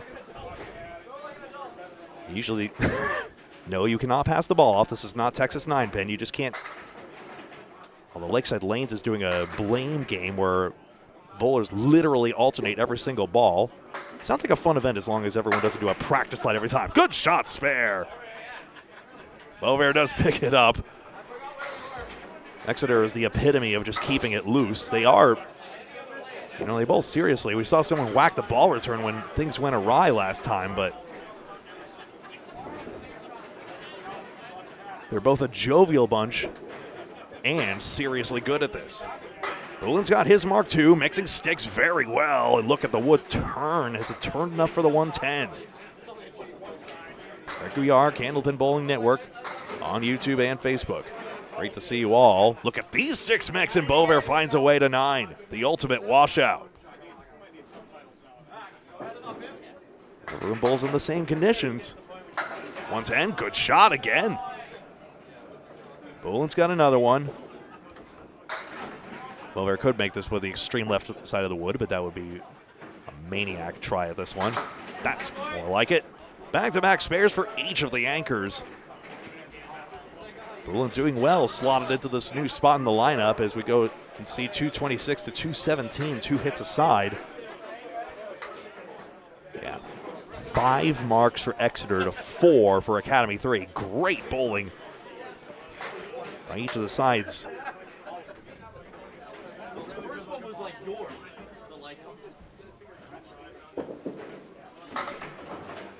Boudreau. Casey McCool, you're doing that tournament? Nice. 5, 6, 7, 10. Usually the entry angle and the head pin. Sometimes the pins get real cranky about that, and that's the relief that results. Get over 9 pins, 7 stack 2, but no strike for Lapierre. Good luck with this one. I know you're good. I know you've won a title with Lucky Strike, but are we kidding? 7 pin for Lapierre, much more trivial. Don't mess with the wood, just go right at it. Yes, count it. Doesn't matter how hard you hit it. There is a version of bowling in Spain where there are 3 little rods and you do try to roll a ball and you do try to deploy the little sticks that shoot out of their little holders. Try to get them to go as far as possible. So I guess you turn them into javelins. I forget where it's played though, and I forget the name. I'm so sorry. But I know it's Spanish. I know that much. So many ways to bowl in this world. Welcome to ours, Candlepin Bowling. Wow. And Boudreau again on the wrong pocket. And now looks up at you folks wondering, what did I do to deserve this? 7 for Lapierre, and he's got a 55 half. Hey, go get the 10 this time. He didn't try to go get the 10 this time. Lapierre, side saddle, triangles, trickier. Good shot. Nice and full on it. Drove visibly agitated by that.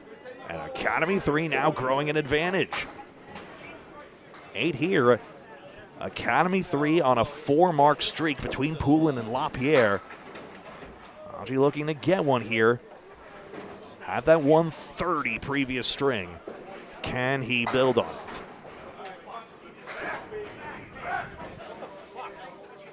Pelletier has been quietly stacking up marks. He's got 5 marks in 14. That's a good hit rate, all told.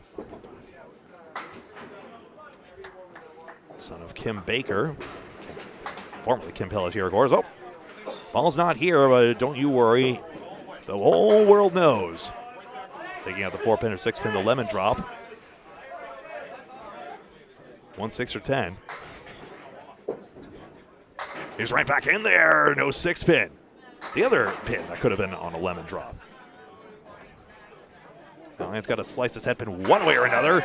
Gets the ball to drive into the wood and take the spare. Pelletier does well to escape for 10. Candlepins for Cancer. Primarily supporting bowlers and their families in the fight against the cost of the terrible disease. And of course also helping our production out as well. Little marketing investment to that end of helping real families get modest but very real help at a time when they could use it most. They want him to mix. It will a bit for Mallahan, but he ends up with a 50 fill. I'll have that pretzel later, but thank you very much. 4 horsemen right side. Glow bowling taking place in the middle room here at Academy Lanes like it does every Friday night like these, and on weekends as well. Hodge, tough one. Nick Leach, you're on the wrong camera. You're already on our highlight reel. Now you need to be on this one too. Go away. I'm just kidding. World champion. Oh no, that would have gone. 3rd time around. We know what that means. 10 box, 60 through 6.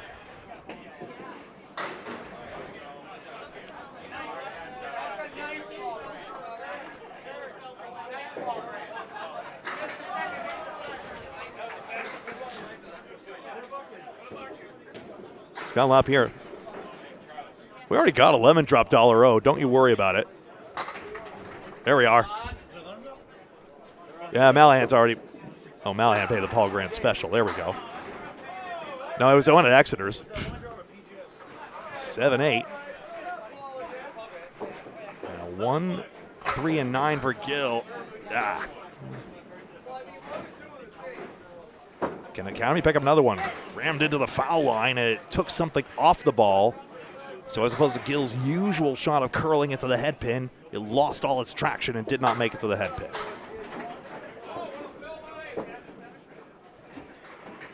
One of those things that makes sense, but also is extremely easy to say.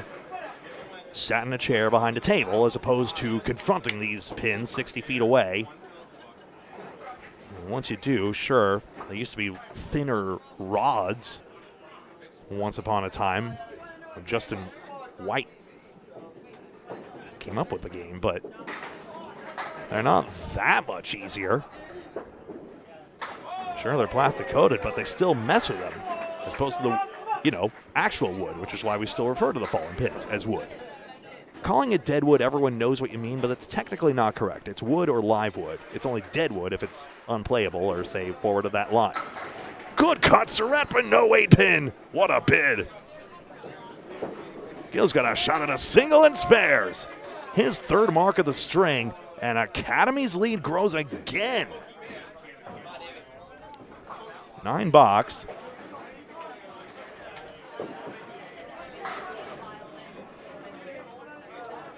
Also, Academy 3 filling their marks better. That's part of the equation as well. In this string, as opposed to the last one. That gap started closing up at the end of last string, all told. I will say one thing. The pinning is extremely, extremely good in this match. They're losing about 3/4 of a pin per no-mark frame. Barber made mincemeat of that single pin. Those were down in a flash. MacDonald, this is still tenable despite a struggle box. 62 in a ball for Barber now. And it'll be an 8. 61.5, very fine for MacDonald, opposite all that. Now it tightens up.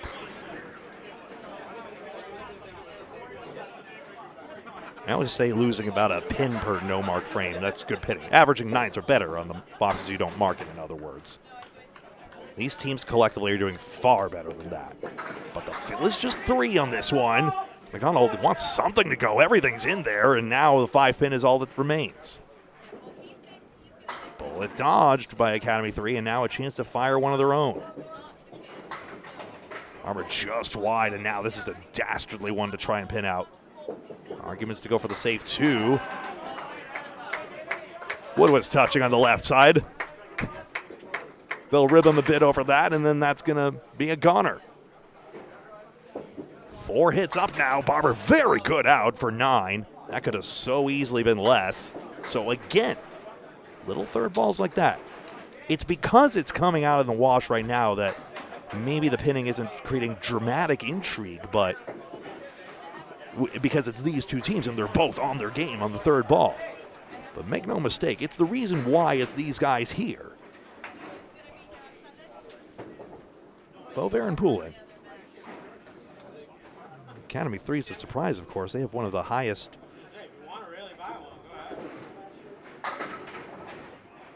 ceilings, one of the biggest gaps, rooms for improvement. Say what you will.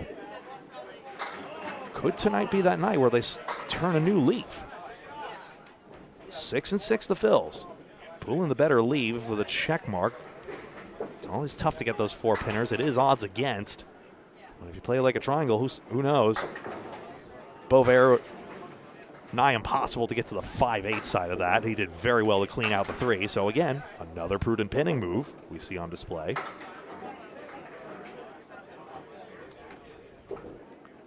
And Boisvert leaves only his first pin standing this string, 64.5.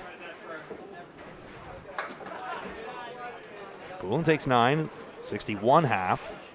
Just scanning for anyone else who might be on a perfect game. I'm liable to miss these, but no, everyone's left at least 1 pin standing at some point during this string.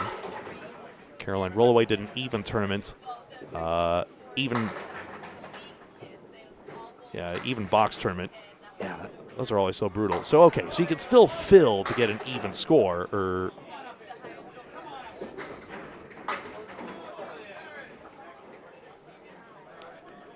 You can still rescue that, but still, that's interesting. Poulin spread eagle with wood on the plate, so it wouldn't count for the spread eagle productions incentive. 3-pin taken out by Boisvert. Poulin wanting a piece of the wood, but now it's a tricky out here, and now we could see the pinning start to affect things. Academy 3 still way, way ahead right now because of the 5 marks that they've gotten in this last pair of boxes. 2 pins taken out, 9 box for Boisvert.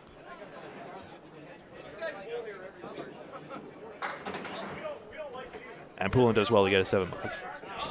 Pasabolo Tabloid. I take your word for it, Jim. Thank you very much. That was the one about shooting the 3 rods out. It's about a 10-pin sized ball. Rather interesting. Not sure I'd watch it religiously, but it's an interesting concept of you do want to hit the pins as hard as possible. 3 extra marks for Academy 3, so that 1-pin lead should be more. They had 5 marks in the last pair of boxes. Exeter, for all their efforts, lots of splits, and they end up with just 1. Lapierre heating up here, got it in the pocket, mixing, 5, gets over for a 9 drop and a plank. Boudreau, it's gettable, wood latched on slightly. Has it done enough?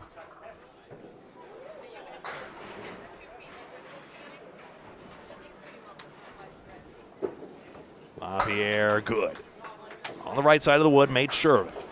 Doing well in his new spot in the leadoff. He's done it a few times, I asked him beforehand. And indeed, Boudreau does not get it. He might have hit wood first. You picked a really good one to stream right now. I don't know how that happens. He's the scheduler. Blame him. And close call. Now that's interesting. Some bowlers are taking 9 here, some would take a 10, but it was simultaneous contact is the thing. The rule in the ICBA rulebook, there's 2 of them. One is that if you hit the wood and the pin at the same time, that's fair. You call it in favor of the bowler. And in fact, they are leaving it as a 10 there. So if it is simultaneously contact, Lapierre strike on spare. If it's simultaneous contact, you rule in favor of the bowler. And secondly, everyone says bowler's call. The official wording of that rule is, in the event a shot is of a controversial matter or a matter of controversy, bowler gets the benefit of the doubt. There are some things that are obvious to the naked eye, but if it's a reasonably controversial shot, then you rule in favor of the bowler. I'll stop using this anecdote past the point, but the pool association, the billiards game, pool association instituted a give the shooter the benefit of the doubt rule recently. So a couple of things to consider about that. So I don't replay the close shots like that. I will replay the big hammers like that. Lapierre a little bit on his crossover side. Who cares? Thank you very much. That fist pumping, I'd argue that fist pump is increasingly his signature. Exeter's on 355. I'm a pin light on somebody. I'll have to check on that in a second. Pelletier 1, 2, 4, 8, 10. 3 and 6 from Mallahan. Looking a whole lot better. He's had a few opportunities get away. This one, yes. 2 marks in 3. And he's starting to heat up here in Academy. You know, it seemed sometimes when you hear about it on a concept, oh, make bowling a team game. But there's still one guy at the time and lane. So like, okay, so you just kind of throw 5 guys together. You just have 5 individuals and you just kind of add them up. It sounds weird on paper because it's like bowling is an individual game. Why bother having it be teams? But it does feed on each other. You see the other guy doing well, and that's contagious. That's probably the reason why, for example, we saw, success breeds success, and the opposite breeds the opposite as well. 361 to 385. I know, I owe you guys a pin somewhere. 274. Barber's a pin light, I think. Actually, was I light? And there's a strike opposite for Pelletier. Actually, you know something? I think they've actually. 1 second. 7 and goes. 19 and another. Mallahan matches the mark to get good count on his. So actually, they took my. They took it on my account actually. So Barber down to 74 through 6. So maybe I did have it right the whole time. Bowlers don't have to do that, and we will never, of course, intervene there. But every now and again, they'll peek back here and say, hey, did you see what that score was? And then we're happy to help if we're asked. And then, of course, when the scoreboard is haunted, I think a lot of bowlers want people to mention that as well. Tip 5, not into the 3, though, but Surette can nail that. The high-low, the 1-7-10, but Gill's off target on the head pit.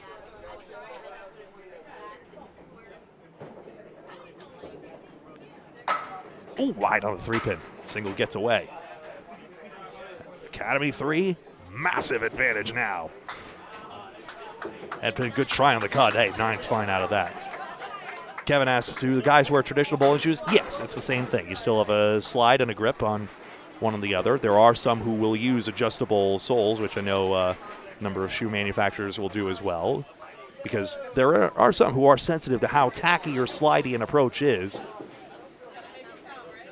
And I think unanimous opposition to baby powder on the approaches. Please stop slathering that stuff. A little bit on your shoe, if anything. 5-pin goes down. Gill strikes for his 4th mark. Surette say the same. Hammers right back in his face.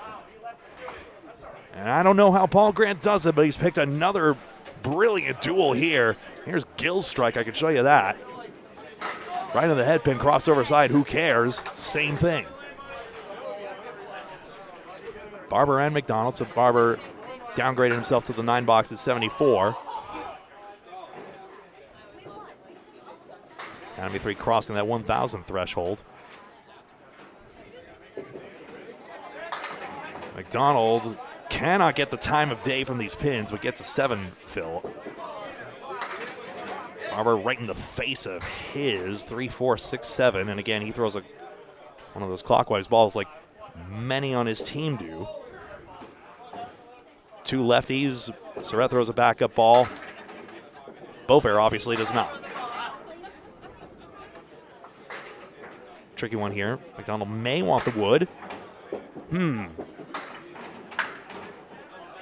I thought it was a reasonable shot myself, but what do you guys think? Would you have played the wood on the right instead and gone for the safe 6-10 on that one? It's a question of a pin, but you know.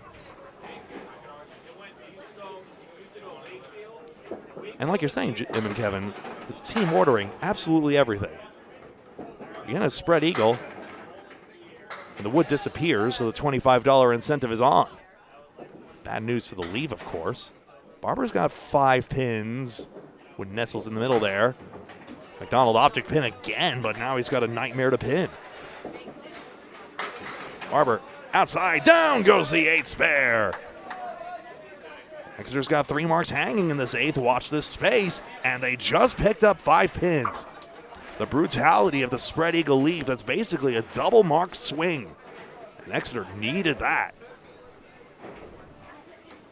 Here's that shot again. So yeah, maybe propelled by that piece of wood, something comes off the wall and takes it out. Where is the new No Questions Asked documentary? Wayne, it's... no, sorry, you didn't ask that. It was Scott on Facebook, sorry. It's on Perry Harlow Media. It's a different YouTube channel. It's not on ours. Perry Harlow Media. Harlow is spelled Harlow. But yeah, it's the No Questions Asked documentary. We've linked to it on our Facebook page as well, where you can search it up. Hopefully that helps. And you can always DM me later if I haven't spelled or dictated that properly for you. But hopefully you get a chance to check it out. 3-7. Boisvert had wood in the middle there, but hard to tell if full contact would have taken all the wood all the way across. Poulin takes 10 box. Maybe Boisvert will play a fuller shot on the 3-pin and we'll find out. He will. It pops over the top of everything, so it would not have worked. Justifying his decision to make his bid on the right side of the 3-pin and try and slam it into everything. Again, with his distinct bend-back delivery, possibly could have managed that.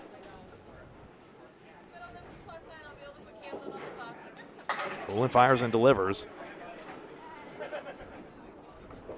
It's a 3-1 split. Head pin. Ooh, what is hits escape velocity, gets over the edge of the plate and everything. Neither bowler with much to look at here. Poulin could cut this one. He did, but behind the 4-pin. Boisvert nigh impossible. He now has to get on the 2-4 side somehow. Tried to, but could not. Now he'll go for the triangle. Remember last time he had a 5, 8, 9, 10. He played a much safer shot, clobbered the triangle. Now he needs it on the 3rd ball. But Exeter is trailing by a lot. That may have weighed on his decision here because 10 boxes are now not enough at this point. You think. Take the 9. That's a good shot. So, yes, running 9 boxes there, they oftentimes can be good as 10s, even though obviously eventually that stacks up into a mark against. 4-7-0 to 4-2-8 for Academy 3. And I mentioned, holding Academy 3 to 2 points, that would have been the result you would expect here. But no, right now with 2 boxes to go, Academy 3, possibility to go 600 here and shock the number 3 seeded team at the moment. 4 horsemen, 7 and 8. Any given match, any given string. Headpin accuracy is comparable. Exeter has gotten a few more splits, in fairness to them. Lapierre busting this up, looking for yet another 20 box. And a 5th mark in a row. Boudreau just wide, good sticks. He could get a 9 out of this. Scott Lemieux, thank you for watching. 3-6-10, just wide. Scott, just if you type in Candlepins for cancer and I explained, yeah. And then no questions asked, you'll find it. YouTube. I answered it as well. Okay. And he expressed his gratitude in turn, like a gentleman. Eights aside, chances for pins on each side, but comes out in the wash. And the question Missouri Mead had about the lineup, a lot of it has to do with chemistry. Sometimes your best bowler, sometimes is the first bowler. Or a person that gives you a spark, has a good attitude, a good chemistry person. Not obviously they're all good chemistry bowlers in the team, but some people have a different level depending what spot. Some people don't like the bowl anchor. Some feel better bowling the 2nd spot. And again, Boudreau and the Pins are just having a row right now. I don't know if the wood does twirl for him. Now Lapierre crosses over, but he's got triangle number 5. And a lot of people like the person that's going to give a good spark to start the match. It's the string. Junction of the Woods, the only play, really. Oh, he spares! Excuse me. Boudreau showing you how. And what a way to get his first mark of the string. I don't know if I was nuts for saying that, but who cares what I think? Jonathan Boudreau takes out 4 pins brilliantly. Brilliant. Lapierre comes up light on the triangle, probably because the wood messed with the shot, but he gets the same 130 as Captain did.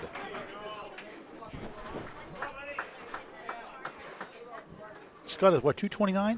249 his first 2? Left side, and I'll have another look at that one. The fill is 6, so 251 for Scott. He'd rather I not say that score aloud, but that 16 box very crucial as Exeter tries to get back in on total pinfall as well. One more time here. I think the 5-pin gets just whacked into the 7 by something. Still hard for me to tell. 3rd look? Does the ball continue on? I thought I saw a flash of his yellow. Academy 3 looking good for a 3 points to 1 lead heading into the final string next. 496, 452. Pelletier on a strike. Exeter looking for some lottery ticket to cash in, but no lucky card for you. 3-7-10. Just 4. Mallahan left a 6-pack. Mitigates the somewhat. It puts a 93 through 8. So again, Academy threw a lopsided favorite for the string. Headpin full.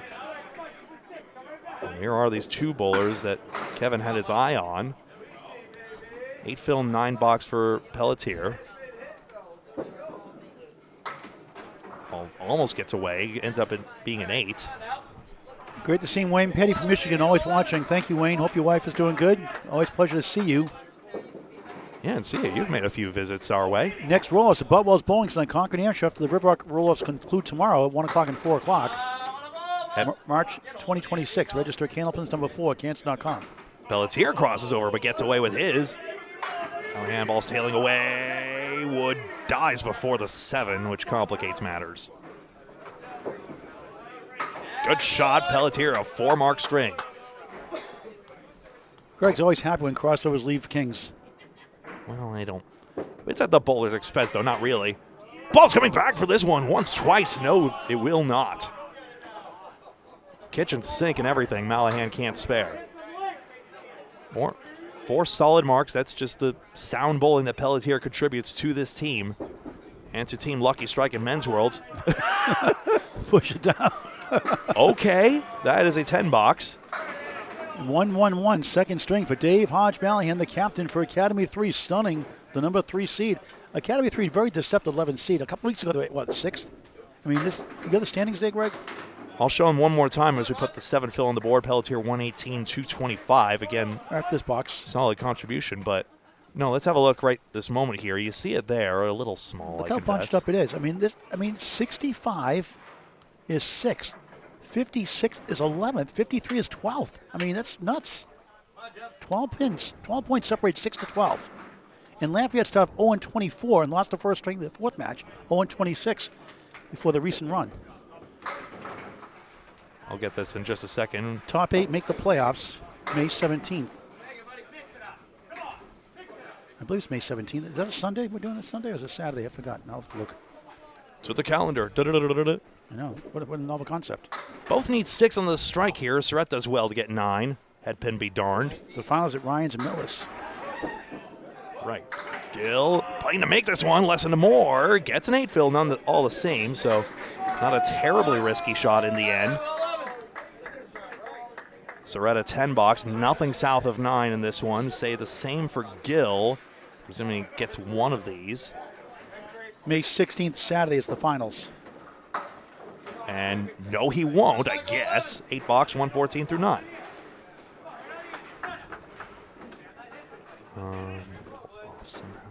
There we go.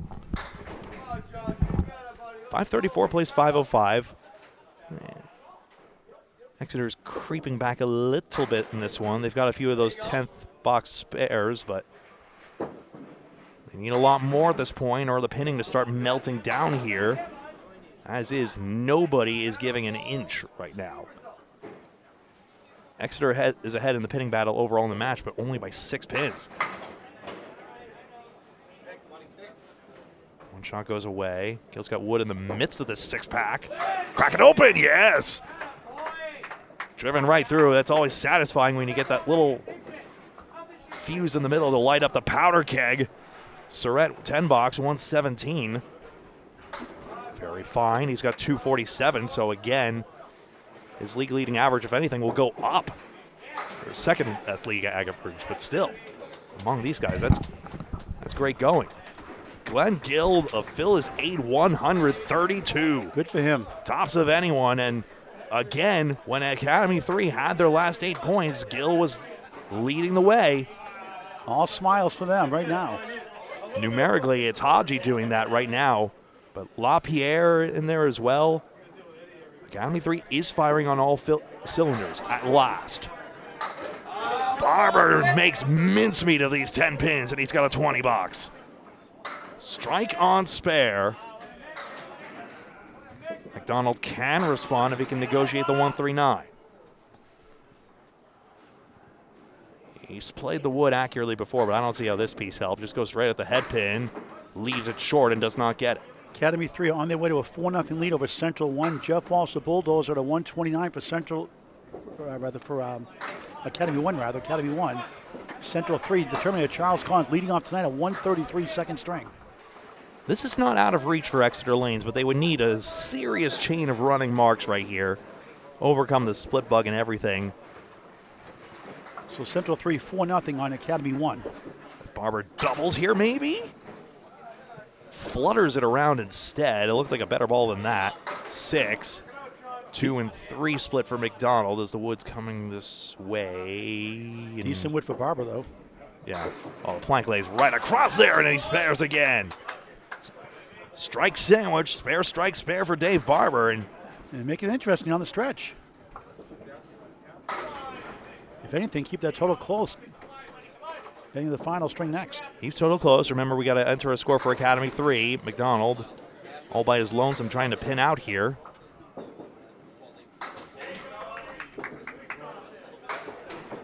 8 box, 109. Nothing says you have to go ball for ball, but of course for Friday Night Pro League, it does make for energetic viewing. During qualifiers, I don't get, though. Just pull your own lane at that point. So interesting, 570, 555, X now 15. Barber can cut to 5 with a big 20. I mean, yeah, all those 20 boxes will do it. Can he do it again? It's good count here. And that's the perfect time to throw that ball. The fill is 8, 141. And it was, what, 30 or 40 a moment ago. It's down to 7. And both bowlers come up now. The anchor is not on marks. He's averaging 125. Now suddenly Boisvert might only need 1 mark to take it away. What a finish. What was the lead, 30 or 40 at one point? And a few minutes ago, I don't think Chris thought the string was in his hands whatsoever. It was 574, 574. Wild finish in the first. They split the 2 points. Now here we go again the second. Another tight match. Steve's got his 2 marks, a few pins conceded. Remember, the spread eagle cost him. He had that 7 box. Boisvert not in the head pin. 1-8. Poulin mixing around. Has the 1-3, 7-8, 10.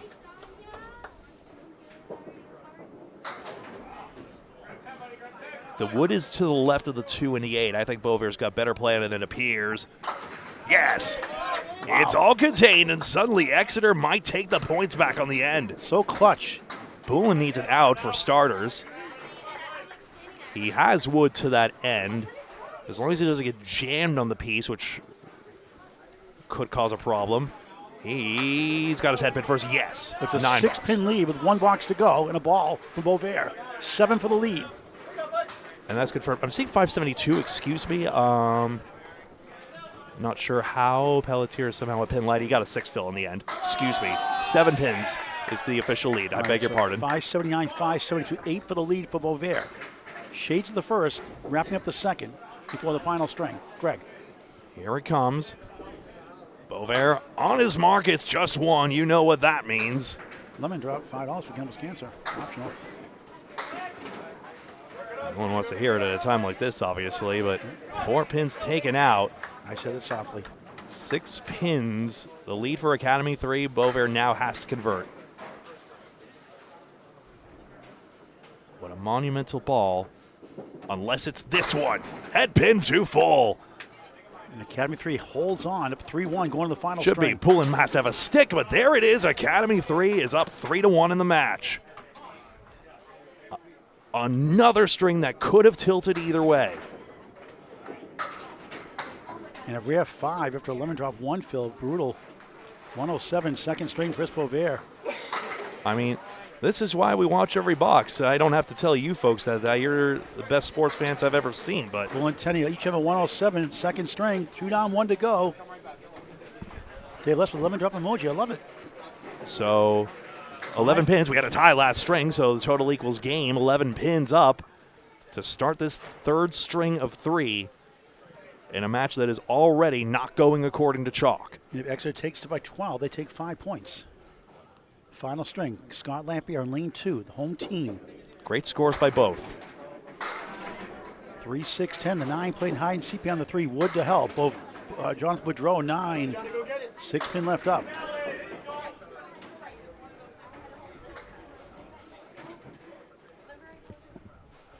Three, 6, 10. Lapierre. I wonder if that wood'll help. Try to get that sleeper behind. Not the 9 also. Try to barrel through. He won't get to the 10 somehow. Wow, the 9's the one hard to get there. It looked more like an obstacle than anything, but And Boudreau missed it.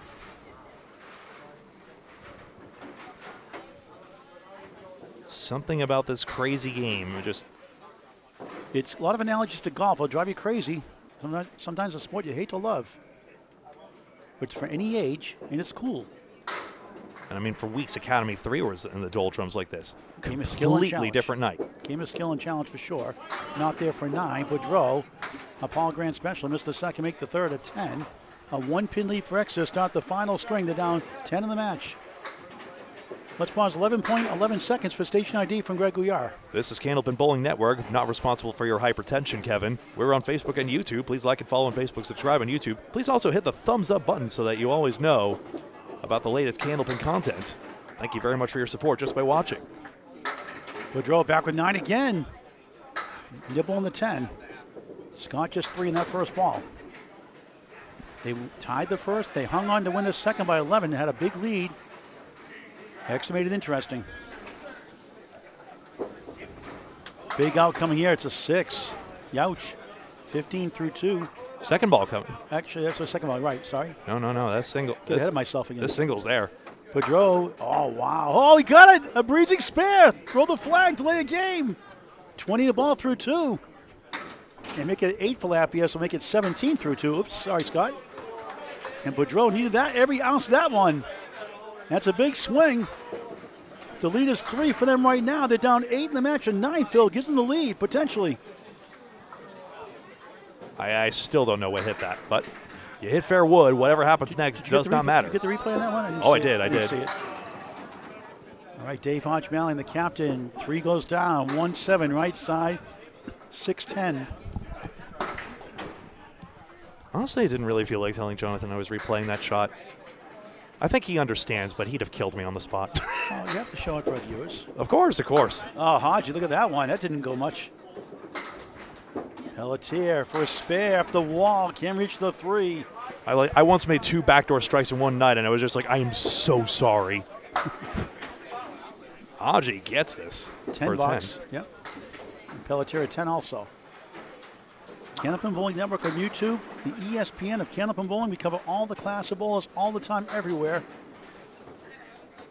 Over 2,550 videos in climbing, close to 5,600 subscribers in climbing as well. Candlepin Bowling Network on YouTube, high definition only, YouTube. And a bombs away, baby, strike for Hodgie. 20 plus 2 through 2 in the final string of the match. Eric Pelletier, brutal spread eagle, throwing the 9 behind the 3. I'll be honest, I wasn't sure how much dramatic intrigue this match would have. I thought it would be another Hingham Academy 1 match. I really did. And Eric on the head pin for a 3-4 split. On the object pin, the 2, Youch. Now he's got to go on his crossover pocket. A 6. So each side has a 6 box already in the string, I think. I thought Scott had a 6 box in that first one. Didn't you have a 6 box, Scott? No. He had 17. Okay, okay. Started with 6. It was scary, but... All right. So right now it's 1,200, 1188 in the match. 12 for Academy 3 up 1 in the string, 12 in the match. The string is 37-36 in their favor. Here's Glen Gill, big second string. In the 130 club, just 3 there.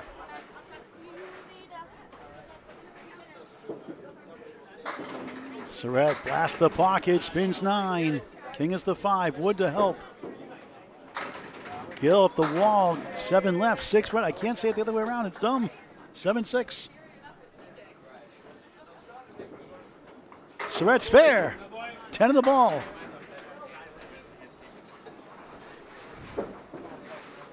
Glen doinks it the unconventional way. Got the 6 to go somehow, a 9. It's a giggle out of that one. Sorry, how did he? Ricochet. That excuse me 9 box, okay.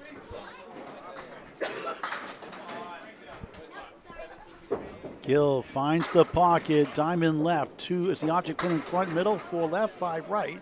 Behind the 2 is the 8. Surette on the spare. On the nose, bombs away, baby, strike on spare. Bouncing bomb. 20 through 1, 30 plus 2 through 2. Gill can't got the sleeper to go, but not the 4. The 8's the hard one to get in that cluster of 4 usually. Those darn diamonds. Glen a 9, 18 through 2. Jeff Walsh, the Bulldozer to our right. Academy 1, down 4-0 to Central 3. A spare 7 spare to start for him after a 1:29 second or so. Darn diamond DD for short, although I'm used to using that expression for slingo. Everyone says someone spins the darn devil and everyone apologizes in chat. You have to know to know. MacDonald cleans it up for a strike. Barber the answer, 9. 7 pin left up, Wood in front to the right. Way Wood to the right if he needs to. Not that we do that. Barber, spare. Great match. Academy 3, a 3-1 coming in. Did I hallucinate at one point, or did Charlie Moore, also a fisherman, the televised fisherman, Right. he went to, what is it, Wamisett Lanes, I want to say? Wamisett Lanes in Tewksbury, I believe. I think, yeah. I thought he did a cameo there, but it feels like a fever dream. I can't quite remember if that really happened. X up 11 in the string. The match is tied. It's Shaun's on a strike. Barber's on a spare. It's like, oh yeah, Boston Rob did bowl Jonathan Boudreau in a string once. MacDonald denied the double with the 7-pin. And he has doubled on our cameras before when he was with Central too. Barber slips left, takes the 9. There goes the 3. 1 wobbling 6-10. 17 through 1. MacDonald on the nose. Spare and strike. 20 through 1. 30 in the ball through 2 here in the third. Barber. Oh, that was close again.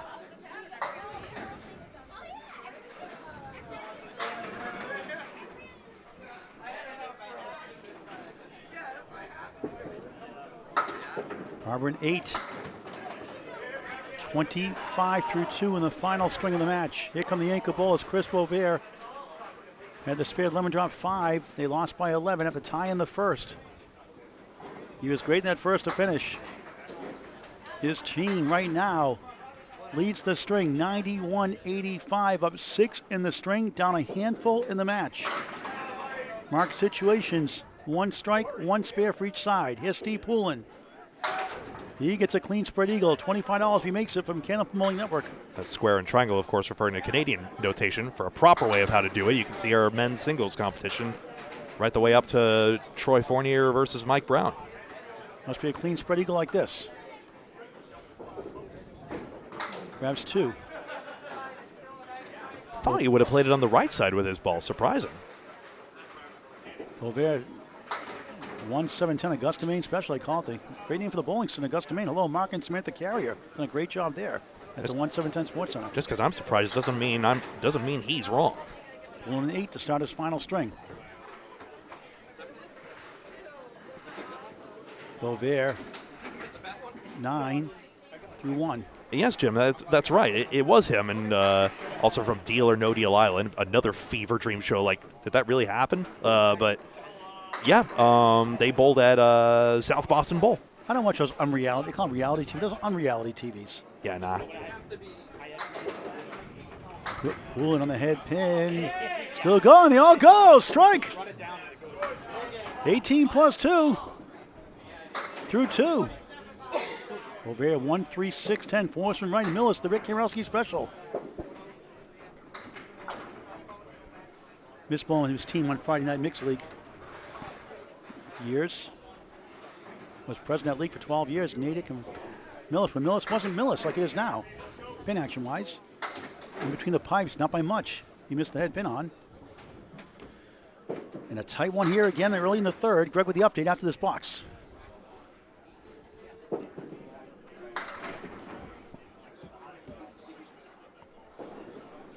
Boisvert, head pin for 9, 18 through 2 on Candlepin Bowling Network. Greg with the update.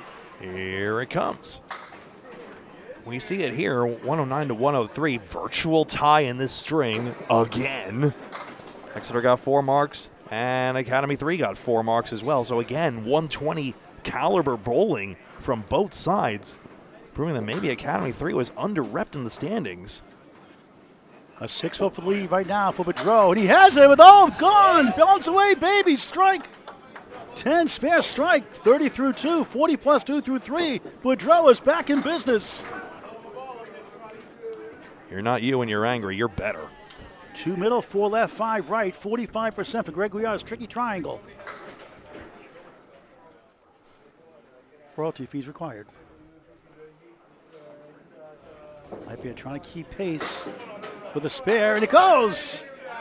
27 the ball through 3 here in the third of the Academy Lanes, Pub 125, Haverhill, Mass. Paul Grant, Greg Gouillart live. Week 20 of 35, the Friday Night Pro League game of the week. Next week will be at Metro Bowl in Peabody, Mass. The 2 seed, Metro taking on Mark Ritchie's Riverwalk Lanes out of Amesbury, Mass. Well, the Candlepins Cancer roll-offs ending tomorrow, 1 and 4 p.m. Boudreau, double strike, almost. 8 went down, the 10 did not. On the spare, Lapierre, 8, 5 in the 10. Wood sticking around. 35 through 3 in the final string. Boudreau once had 2 double strikes in one of our streamed matches. That was when he was out of Team Woburn. Who needs the wood? Sharpshooter spare. Back-to-back big 20s. 50 through 3. 60 the ball through 4. Wow. He's like, when was this the first 2 strings? That's bowling. And again, success is contagious. You remember that second spare was a goofy one where he missed his shot, but the pin action took it anyway. Ah, Scott denied there on the ricochet. But now the bounces start going your way, demonstrably against the opponents, as you just saw there. And let's see if Exeter can ride this wave of momentum. Scott a 9, 4-4-4, 44 through 4 for lead-up bowler. Total is still tied. Remember, Academy 3 has an extra hit. You see it there on the scoreboard, but massive momentum shift for the visitors. 149, 130. Extra up 19 in the string. They're up 8 in the match. It's not lost on me that we're having another Valentine's Day color clash a little too soon. We had Lafayette here a few weeks ago. Eric Pelletier, 1-2 in front, 9-10 in back. A 10-6 start. Dave Hodge-Mallahan, a 10, now on a strike. He's looking for 2 in a row. 7, great piece of wood. 3-6-10 opportunity. In the third box, third string. Pelletier, nice shot. Oh, so close again. Seen a lot of those tonight from all the bowlers. Just a collision indecision from the pins. Hodgie connects, spare and strike. He gets a big 20. 30 through 2, 40 the ball through 3. Pelletier in the Atlantic Ocean, 9. 25 through 3 on Candlepin Bowling Network. Again, Riverwalk Lanes, open scratch, any single roll-offs. Conclude tomorrow, 1 and 4 p.m. Please go to Candlepins number 4, cans.com to register or walk in. Final 2 chances for the Top 5 live show on February 7th, Greg and myself at 10 a.m. 20 boxes are 6-5 for Exeter, by the way, in this match. Pelletier drills 9 pin left up. Hodgie on the spare. It's a good ball, but he splits 2 and 2. Unbelievable. 2-4 on the left, 6-10 on the right. Evens up. Strike spare 6, 46 through 3 in Academy Lanes, Pub 125, Haverhill, Mass. Pelletier missed it. Now the bounce at the line costs him, unlike his teammate Surette, who got a strike off the foul line. Hodgie, whoa, wow, Nico highlight reel, what a shot, what a spare. The captain delivers. 3 in a row, a perfect start. 56 in the ball through 4. Don't you just love Candlepin Bowling? 5 marks earlier. And again, so tricky. He has to curl it into the 2-4. Just does it perfectly. Wall does a little bit of the work, but only just. And Eric Pelletier, the Paul Grant special, missed the second, make the third. Not a good time for that. I believe 10, 35 through 4. Just read a spare strike start on the left side. 7, 1-3-6 opportunity. Glen Gill, 2 9s to start. He gets 8. The 6 goes down. You're welcome, Paul. The 6 and 7 did not stand. What'd you say? The 7 stood, the 6 went. I said 6-7. Boo. Surette, another mark. And another 20 box. 40 through 2, 50 the ball through 3. Gill spares. 28 the ball through 3. What a battle, what a match. They tied the first. Exeter came all the way back, lost by 11 in the second, and it's tied here in the third. They're up 12 right now, and it's Mark City, 4-2 for Academy 3 right now. Each on spares. Surette, another good ball. 7, 8, 9, huge break. 6 belly flops into 3. 59 through 3. What a start. Gill 5, 33 through 3. 3's a while, 3-3-3 in the third. Surette for another one. Missed it. That was close. Gill 1 and 5. Chance without wood. Stats by Candlepin Bowling Network won't go. 1-7-9. Surette, a Paul Grant special himself, missed the second, make the third. 10. A solid, perfect start, though. 69 through 4, but boy, he wanted that one. Gill takes a 9. 41 through 4. How close can you get? It's been close all night long. No huge leads.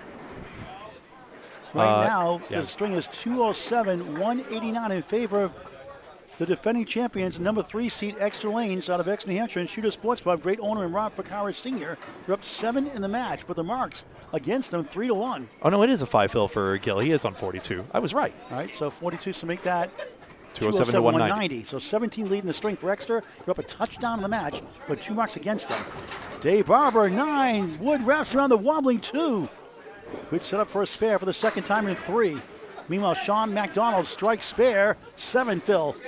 1-3 in the 10, 37 through 2. Layup for Barber, gone, spare. There are wrong ways to play that wood, but he is not going to find those. 35 and the ball through 3. Mac for another mark, off the mark for 3 in a row, denied. Break for Exeter there. It's such a tricky game. Just a little bit of timing error makes a huge difference down lane. And he gets a 9. Outside chance for a 10, not quite. Solid start though for MacDonald, 46 through 3 in the third. Dave Barber in the bonus on lane 2. Left side 3, not happy with that. 38 through 3, 13 meets a 10, I guess. MacDonald back with 8. Wood slips between somehow. The game of operation didn't hit the buzzer. No red nose went off. 4 in the 7 chance. Even a ball can pass through the gaps. That old chestnut. Oh, wow. What a shot for Barber. Comes right back with a spare. Back-to-back, 3 out of 4. 48 in the ball through 4. MacDonald missed left. Wow. Light again. Small margins. Shaun takes the 10 box, 56 through 4. Here come the anchor bowlers. Steve Poulin's on a strike after an 8 box. We're now actually having the opposite story right now. Exeter has one more mark in this match, but Academy 3 is filling theirs better. All told, it comes out pretty much in the wash, especially since Exeter also has a 5-pin pinning advantage. Chris Boisvert, 2 9s to start on the right in the pink shirt. If they were tied on pinning, Academy 3 would lead the match. This team's up 14 in the string, up 3 in the match. 2 marks for each side. Boisvert, nice shot for a strike, yes! 28 plus 2 through 3. Poulin, head pin hit, still going. 7. Breaking the right side. Broke at the Greek Church. 4, 7, 8 on a strike. And a great, great match. All evening long, right from the get-go. Pulls it down, spare on strike. Another big 20. That's 6-6 now, Greg. You Surreal. keep a track. 28 through 2, 38 the ball through 3. What was it, 8-6? I've lost count. There's too many. It's like Nick Leach last, like 11 strikes in the Atlantic Candlepin singles to a 5-string match against the better brother Buffalo's Bowl, Dimitri Dellis. Watch his performance on YouTube in 2 parts. Bob Lee, get back. Bob Lee, get back here. We need your meticulous statistics. Boisvert, nice pocket shot, 8. Wood slams in front of the 2. 7 left. I know Western Mass. 46, make it doubles 18 to 2. Well, he's on a strike, actually. Hold on, another ball to go. Poulin is not, and he wishes he were on that. Just 5. 43 through 3 for Poulin for Academy 3. Boisvert, another big 20? You bet! 38 through 2, 48 the ball through 4. Poulin, good try, won't carry the right side, 3 in the 6. Greg with the update after this ball. Again, good pinning. Greg's got to do homework now on how many big 20s there are. I legitimately might. This is a fascinating match. I might watch back again. 10, 53 through 4 on your home for all things Candlepin Bowling. Candlepin Bowling Network, free to subscribe on YouTube. High definition, like and follow us on Facebook. Greg with the update. Or Paul Grant will be in another bowling alley, and I'll just get distracted and watch that match instead. 260 to 251 right here. Exeter had 1, 2, 3, 4, 5, 6 marks in that last pair of boxes to the 5 of Academy 3. It's a higher and higher tightrope act all of a sudden. Exeter is on pace for 650, and Academy 3 on pace for 625 in the string, and that's excluding the open marks. Lapierre drops 9, 7 pin left up. Boudreau red hot, 8, 7 more. 2, 7, 9. Spare 7, 67 through 4. It's a baby high-low, Jack. It's going for another mark. After a 10 box, spare strike, spare 7. Lapierre for a spare, on it. 54 at the half plus, second spare the last 3, Boudreau. Oh, that was close again. How many times have we seen that one? A millispecs. Again, a millispecs or less. It's a 9, only pin of the deck, a 76. Outstanding half for Jonathan Boudreau for leadoff bowler for Exeter Lanes, defending champions. Now Scott Lapierre's team. Exeter hasn't changed their lineup. Why would they? The only time they've had less than 8 points for like a couple months now was against Central 3. Academy 3, this is the most points they've had in a month. 2 spares each. Here's one from Scott Lapierre. It's a good ball. Domino's 9. 7 pin left up. 63 half.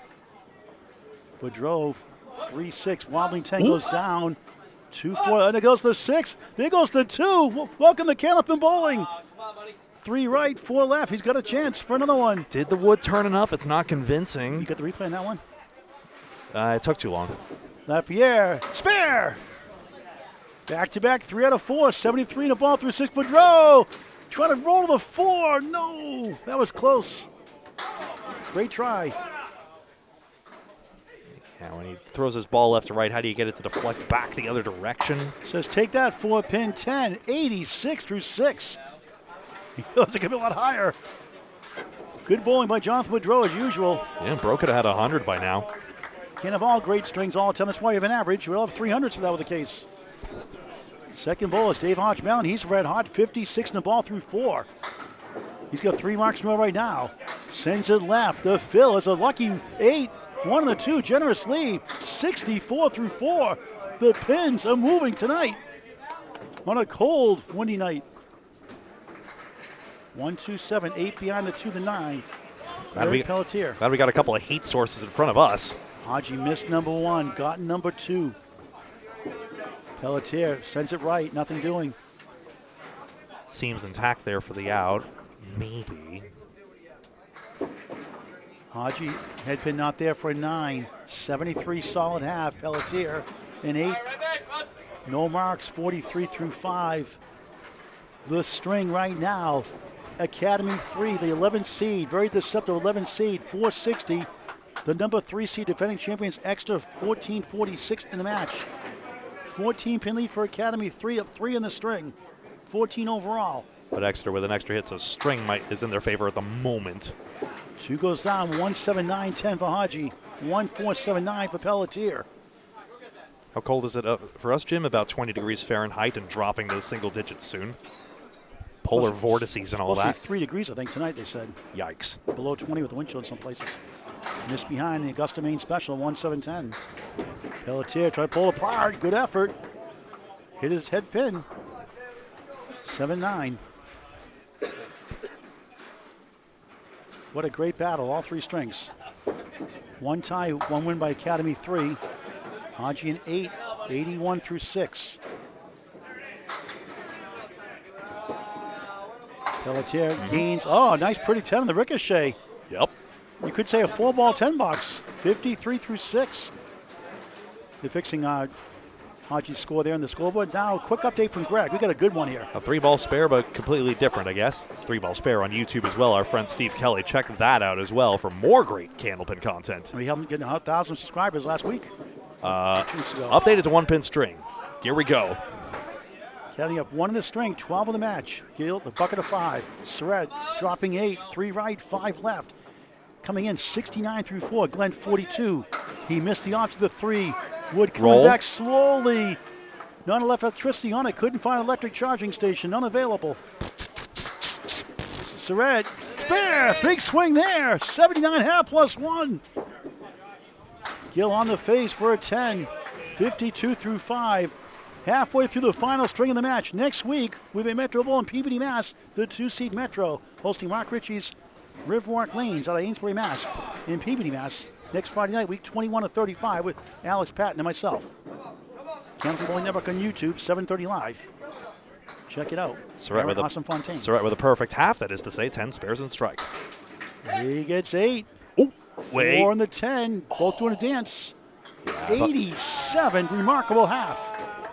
And Wood hanging around.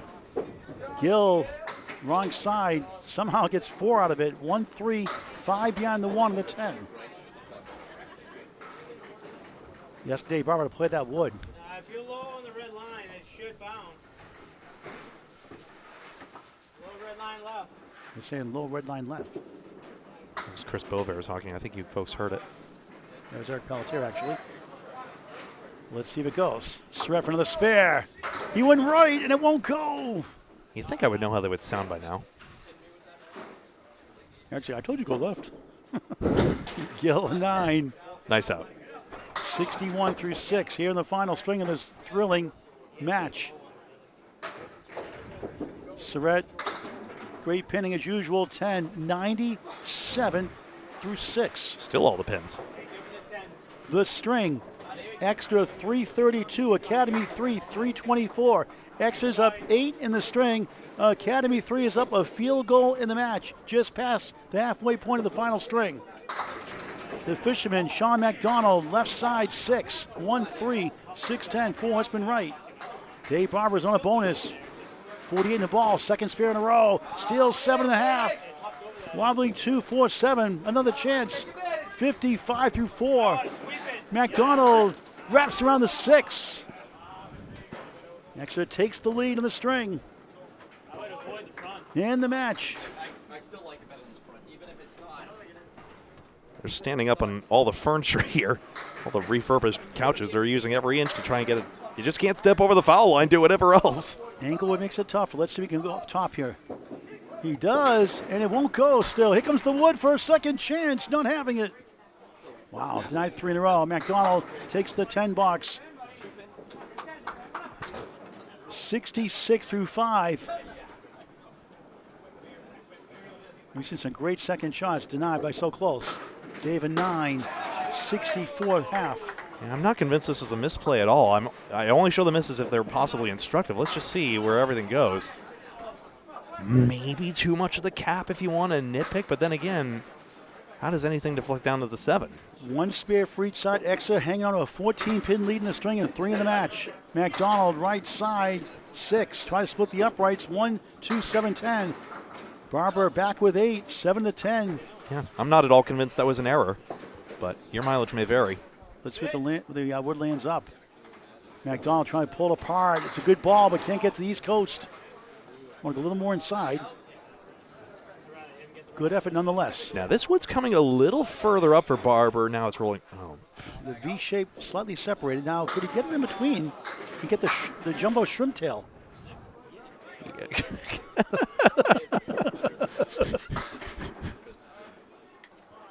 It is a V. Yeah, it's a V on the end. You know what? I'll allow it. Go right between them, right in the heart of it, right in the middle. If only could hit both red lines, but that's not really physically possible, right? These guys have confounded me before, but really? He went right instead. Over the top. I think he wanted to go in that middle, but good effort still. Very curious. Yeah, that. MacDonald takes the 10, back-to-back 10, 76 through 6. Barber 9, wasn't there. 73 through 6, anchors away. Chris Boisvert is the only spare for Exeter Lanes. Scott Lapierre, the lead-up bowler after Steve Poulin here. The only spare for Academy 3 in a darn good match. It's 13 in the string for Exeter. They're up 2 in the match. Greg with the update after these 2 boxes for the 5th bowlers. So blessed to cover so many great matches over the last 5 years. A lot this last 2 years especially. Add this one to the pile. Poulin on the 4-7-8. Was a bowler Romler in Portsmouth, New Hampshire. On the spare, Boisvert lucky to get 9. Whoa! Head pin spills, not a head pin hit. The wood tapping the 5 for a strike. It goes! Throw the flag! Delay a game strike on spare. Huge! 58 through 4, 68 half plus 2. Wow! Every ounce of that one. The Haverhill line on time for a change. Poulin missed right, and all of a sudden, Exeter pouring it on. Trying to get 5 points by winning the string by 12. Exeter is not an easy out by any stretch of the imagination, even on a bad night. That tough start to the season with the injuries for Boudreau and Pelletier coming back from shoulder ailments. One had surgery, one didn't. Hitting their stride now. 1-7-10 Augusta Main lead for Steve Poulin.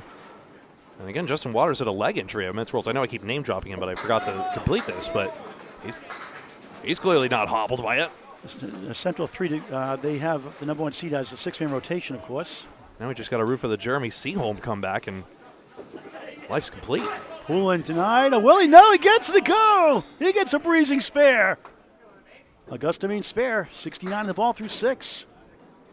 They got 2 spares. Boisvert, oh, so close again. A game of Miller, special less. 9 to strike, 77 half.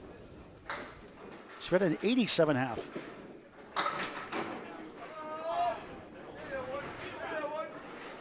Boisvert 10 box, 87 through 6 on Candlepin Bowling Network. Free to subscribe on YouTube. Tell your friends and family. Greg has the update. And Boudreau's 76 half is third best on the team. What a world. Yeah, 396 prorates out to, is that right? Like 666 or something like that? It's some mutant number like that. Academy 3 on pace for 600 plus as well, but they're way behind. What a match. Boudreau red hot this string, 86 through 6 still going. Another head pin denied as it falls behind, so it's still a 8 drop and man. 2 sleepers, 8 left, 9 right. A lumberyard for sale in lane 2. Scott Lapierre on a spare for Academy 3. Coming back for the 4. There goes the 7. There goes the 2. 1, 9, 10. 80 through 6. Boudreau, another one. 96 in the ball through 7. That spare 6, 96 second. Not his best stuff, but that huge spare. Cut to 11. Lapierre missed left. Grabbed the 8 along the way. 1 of the 10. Everything's going Exeter's way now. The biggest lead, any string. The pin got a little tangled up on the turntable that carts them all the way back there. Field goal for Lapierre, 8, 88 through 7. Yeah, we saw him make the call, don't worry. X-Lane's a 31 in the string, 20 in the match. And it's 1 spare for each side. They're taking charge here. No, Jim. That was the 4-7 pocket that Scott Douglas buried that in. Now, Missouri Meat had the jumbo shrimp, because Greg always says scorpion tail. I said, what about jumbo shrimp? They got big tails too, you know. With a V at the base, if I recall. Boudreau not happy with that 6. Furious. I'll take my tail off, please. 102 through 7. Lapierre clipped wing eagle, spread eagle minus the corner pin in the 8th box. 3rd string. Lead up bowlers. Jonathan with the spare. Connects! On fire! 112 and a ball through 8. 5 marks. 3 in a row earlier. Boxes 2 to 4. Spare 2 in a row, 7 and 8. Scott grabs the 4 only. Try to get the 3, 6, 10 move on. Try to get the 97 through 9. Yes. Through 8, rather. Split's not really a factor in this string. Very few of them in even Stevens. 8, 96 to 8. Everything's now going the wrong way for Academy 3. They got to regroup. Yep, 8 pins in this string alone as well on pinning, so that's part of it. The defending champs have no quit in their game, not at all. Never, ever, obviously. 39 pin lead in this string, 28 in the match. The biggest lead overall, pretty much. On the crosser, Pelletier, 4-1 split, decent wood. 2, 4.57, 8 behind the 2. 10 right. Haji steals 8.5, 8 3/4, make it 9, rounded up. A sea of wood by the 7. Pelletier, what a shot! Oh, the 10 goes, the 7 somehow does not. Ridiculous. I thought these pins were in a repentant mode right there, and then that happened. Haji, oh, the offensive rebound, cleans up off the glass, spare. 91 of the ball through 7. Pelletier in 9. 62 through 7 on Candlepin Bowling Network. Riverwalk Lanes at Metro with Aaron Austin-Fontaine, Freshies team, Nick Cefaletto next Friday night. Pro League Game of the Week on Candlepin Bowling Network with Alex Patton and myself. Greg gets ready for the Pro Series on the 31st. Pelletier on the right side of the 1-5, 8 behind the 2. And I'll see you there as well. Haji on the right side. 7 goes down to the 4, 1, 2, 9, 10. Spare 6, 97 through 7. Try to claw back and get 7 points overall. Eric missed number 1. Oh, the wood collided. That may have come back for the spare. I'm trying to split it up.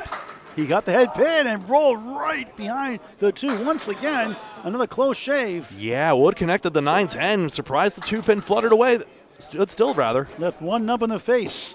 Pelletier at 10, 73 through 8. Haji at 9, 106 through 8. What a great match it's been, Greg. But Exeter Lanes now taking control in a sense. Not that it's safe. It's 33 in the string, 22 in the match.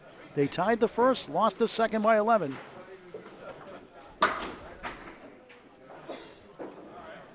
Yeah, pinning overall in this match is 12 in favor of Exeter, which is why they have a 22-pin lead instead of, say, 10. 10 o'clock East Coast time here, 11 o'clock in Atlantic time, and 11:35 fine friends in Newfoundland on the half hour. Surette, oh, what a shot. The ball ricochets behind the 7. Wow. Gill on the horses, in between the pipes.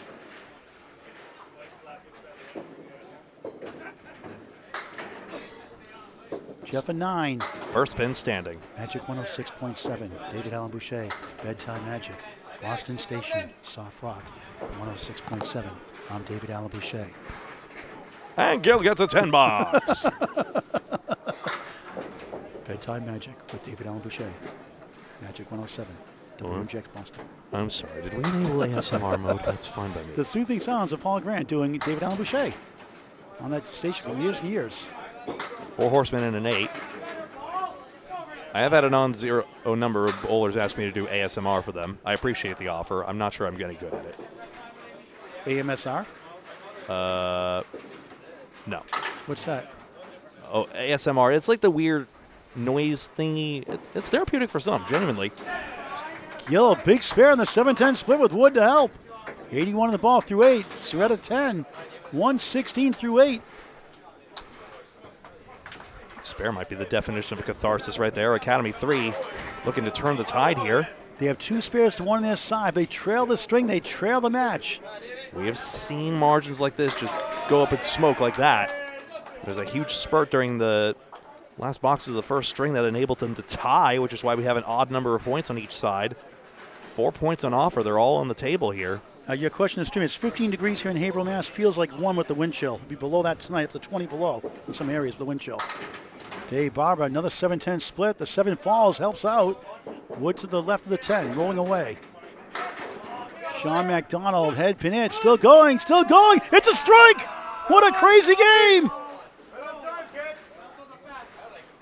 86 plus, 2 through 7. Barber, bang, spare. 83 and a ball through 7. The battle continues here at Haverhill, Mass. It's not the same analog as, say, lane oil and 10-pin bowling, but sometimes I thought, pin plate cleanings, which they usually do beforehand, I thought those broke down over time, like, say, from like men's singles to men's team play during the Worlds, but maybe not so much here. It seems to be going the other direction. Dave Diamond left, 6 on the spare, 89 through 7. MacDonald drops 4. It's a 6-pack. Check his ID. He's on a strike, though, on lane 1 of 44. Biggest Candlepin house in the world. Barber for spare. The 5 goes last. Back-to-back spares. 99 to the ball through 8. MacDonald denied by the king, the 5. 9 the strike. 95 through 7.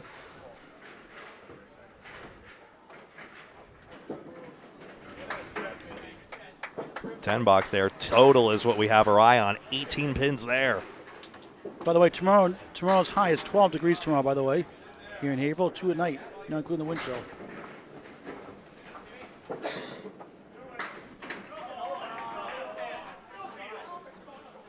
I'm a pin light on Exeter's side again. Steve Poulin is on a spare, 69 the ball through 6, 87 not on the mark for a change is Chris Boisvert. Pelletier's 7th box is a 10. I'll mark accordingly. The W, the wiggle, 189. The 1 goes. Another head pin it. Goes down. Not a head pin officially, but like Barber, he's got the 8-9 with Wood to help. Meanwhile, 7-9 friendly Wood for Steve Poulin. 8 in the fill. That ball belongs in the middle of this Wood. 77 through 6. Still time for Academy 3 to win the string, get 7 points and shock the defending champions, number 3 seed Exeter. Boisvert missed everything. That's a Paul Grant shot. Yeah, it's a blundered plank. Poulin, that won't go. Wow. Thought that was a spot. Crazy game. Boisvert 2-for-1 special. And it's a Paul Grant special. Missed the second, make the third. Never a good time for that. 10, 97 through 7. Greg with the update at this next box before the final 2 boxes. Steve a 9, 86 through 7. It's been close all the way through. Extra up 23 in the string. The lead is down to 12 in the match. That 7 pin's been tricky for a lot of folks. A wild finish in the first. They tied. They had a big deficit. They came back to only lose by 11 to Academy 3, and now they have the lead in both departments. You may have overheard one of the bowlers say it. Bowling is hard. You got to try this game if you're ever in Candlepin country. New England and Eastern Canada. Candlepin Bowling. Push the 7 down. Has a wiggle. Poulin, head pin in. Can't get the 10 to go on the right. 2, 4, 7. The 7 goes. 4 rock and rolls. Holds up. Better upstanding. 2, 4, 10. As long as you know that their results are not typical for the rest of us. Samoas would play the wood in this situation. When in doubt, play the pin. Boisvert's ball is so right to left, he may go anyway with the wood. He is, and it goes. It was just so much in his line of fire. 107 the ball through 8. Steve Poulin. He got it. Yeah. Spare. 96 in the ball through 8. Replay for that one, Greg. Sure thing. I'll give you a look at that one. The wood was angled pretty nice there, but still you got to be accurate on the 2-pinner. I think once he gets that one, that's the hard part done. Nice shot, though, and an important one to keep Academy 3 around on total. It is slipping away a little bit. 5 marks again for Exeter in that last pair of boxes to 4. Oh, don't. I'll get the real court feel in a second here. Okay, top of the order, 10 blocks to go. Jonathan Boudreau, 112 in the ball. Scott, 96. Mr. Lapierre, 96 through 8. 1, 2, 3 in the 10. Boudreau back in the pocket. 7 out of parallel time. It's a triangle. 6 middle, 9 left, 10 right, up to 119 through 8. Couldn't buy a vowel the first 2 strings. Lapierre trying to convert, does not. Boudreau for another mark. Not this time. Rang the 10-pin. 6 went right around it. Scott, a 9. 5 over the Century Club through 9. Jonathan, a 10. 129 through 9. Saving his best for last. Exeter up 31 in the string. 31 in the string, 20 in the match. Marks are 3-2 for Academy 3. Scott, right side, soft hit 4. 1, 2, 4, 7, 9, 10. Boudreau back of the nose. It's 9, it's 10, it's a strike. Bombs away, baby. 139 plus 2 in the final box of his match. Lapierre, beautiful shot. It goes. What a shot for a spare to hang in there. 115 the ball in the 10th. Important response to this. For the 5-time Pro Series champion, high single 207.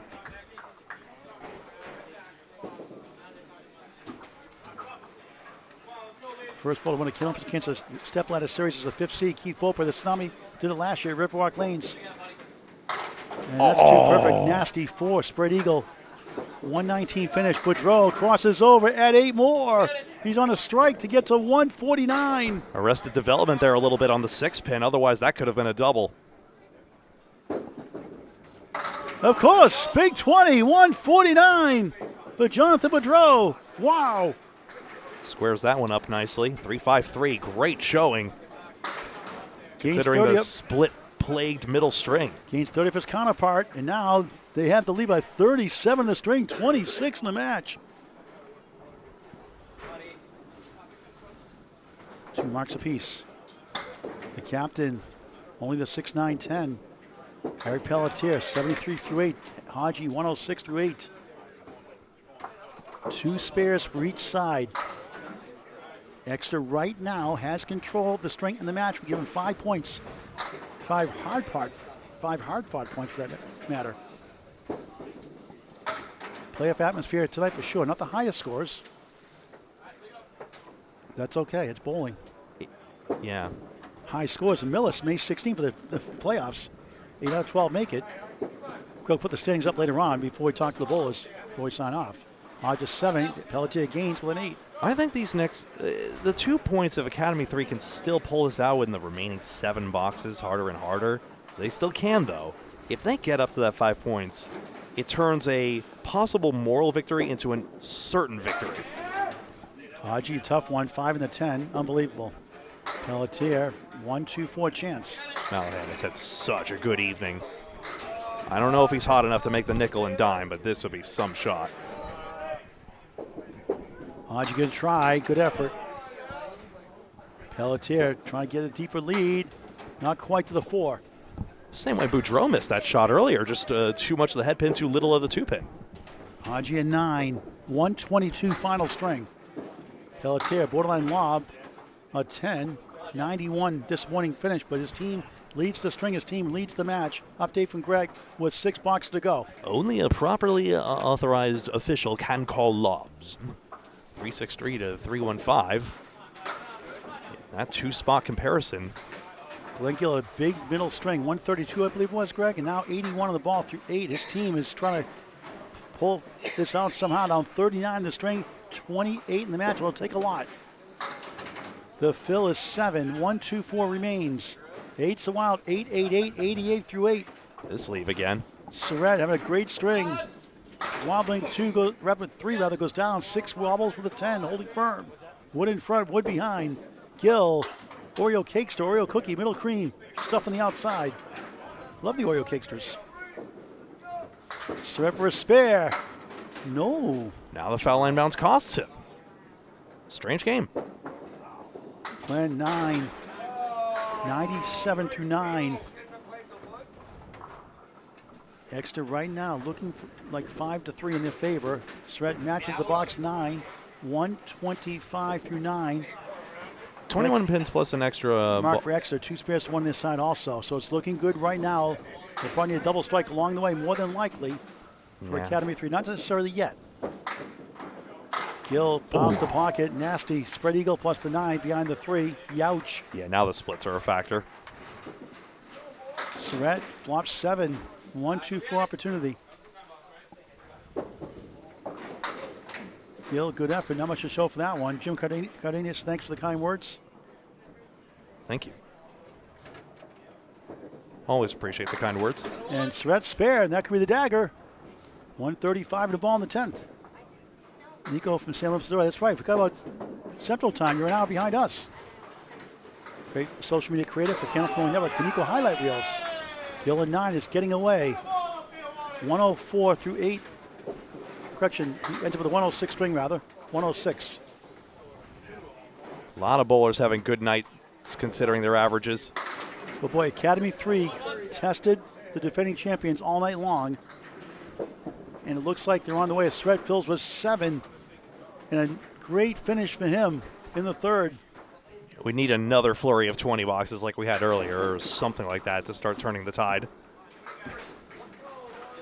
Surette ends up the string of the 142 whopper. Incredible match. And again, Academy 3 points. Yep. I think it's a good result for them. Yep. They'll be a little disappointed, of course, but only just. But it shows if they can make the playoff, they know they can hang with them. But a Millis, all things off the table, a Millis, the finals, there flies there. 9 to 10 for MacDonald. 6 fill for Dave Barber.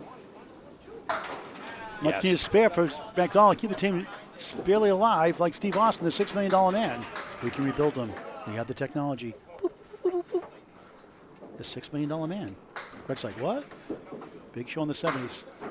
And the Bionic Woman. Heard of it. And the Bionic Dog, Max. Lindsey Wagner, the Bionic Woman. Steve Austin by Lee Majors. Barber, 8, 113 through 9. 3 boxes left. Make it 10, make it. Rather, 115 through 9. Miracle zone here, Greg, for sure. Yeah. Greg, we are 2023 Incorporated. MacDonald, 7, 122 through 9. You got to appreciate Academy 3's effort, though. I guess they don't technically need a double strike, but it would take a lot. They had 11 pin lead. After they tied the first, they won the second by 11. Too much extra here down the stretch. Championship pedigree prevails. MacDonald won't get it, and that should pretty much do it now. Farther right may have been the spot, and it's hard to tell intent, of course. For good measure, spare. 125 in the ball in the 10th. MacDonald at 10. Nice finish, 132 for the Fisherman. Excellent, and 4 marks to do the 132. That's well pinned and well filled. Absolutely. Chris Boisvert in a spare, as is Steve Poulin, to wrap it up. We'll talk to Chris Boisvert before we sign off. A good time for a spread eagle, I guess. 4, 129 finish for Dave Barber. No, you do not get to shoot it for the little bonus money either.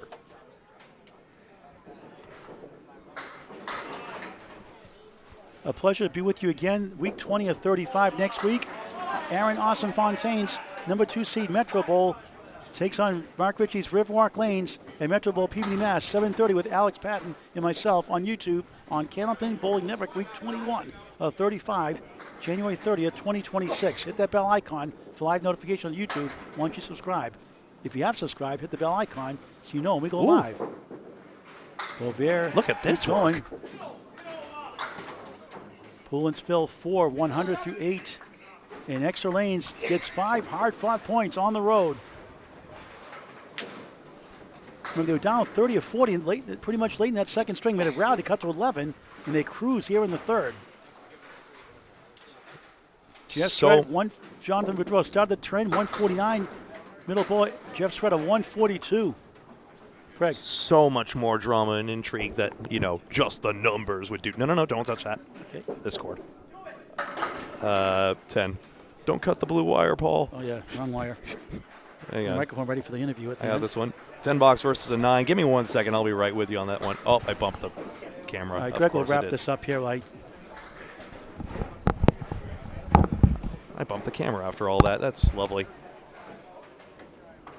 Let's see if I can get that back here, and we'll have an interview in a second. Hold on. Postgame interview in just a moment. So it's a 2-4-7 versus the 5-7-8. I'm still struggle busing here. I'm sorry, guys. Let me see if I can get this back in the last moment. Good time for that to happen, hey? Head pin 2-4-7. Boisvert does not get that spare to go anyway, so there we go. All right. I'm going to try and... Oh, there we go. We're live. Thank God. Sheesh. What was the matter with that? Hey, Greg, Central 3 just took 8 points off Academy 1, the 12th seed. The 1 seed prevails, 8-0. They couldn't be caught anyway, 10 versus 8. And you see the standings here.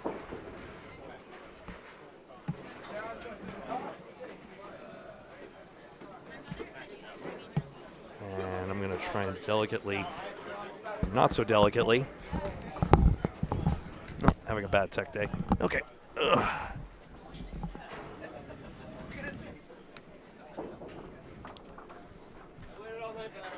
Sorry about that, folks. I'm having a much more difficult time with the technology than usual. Let me see if I can just get this all to go. We'll have an interview for you in just a moment, as soon as I get everything fixed. Thank you for your patience. We'll be right with you for the post-game interview and statistical notes.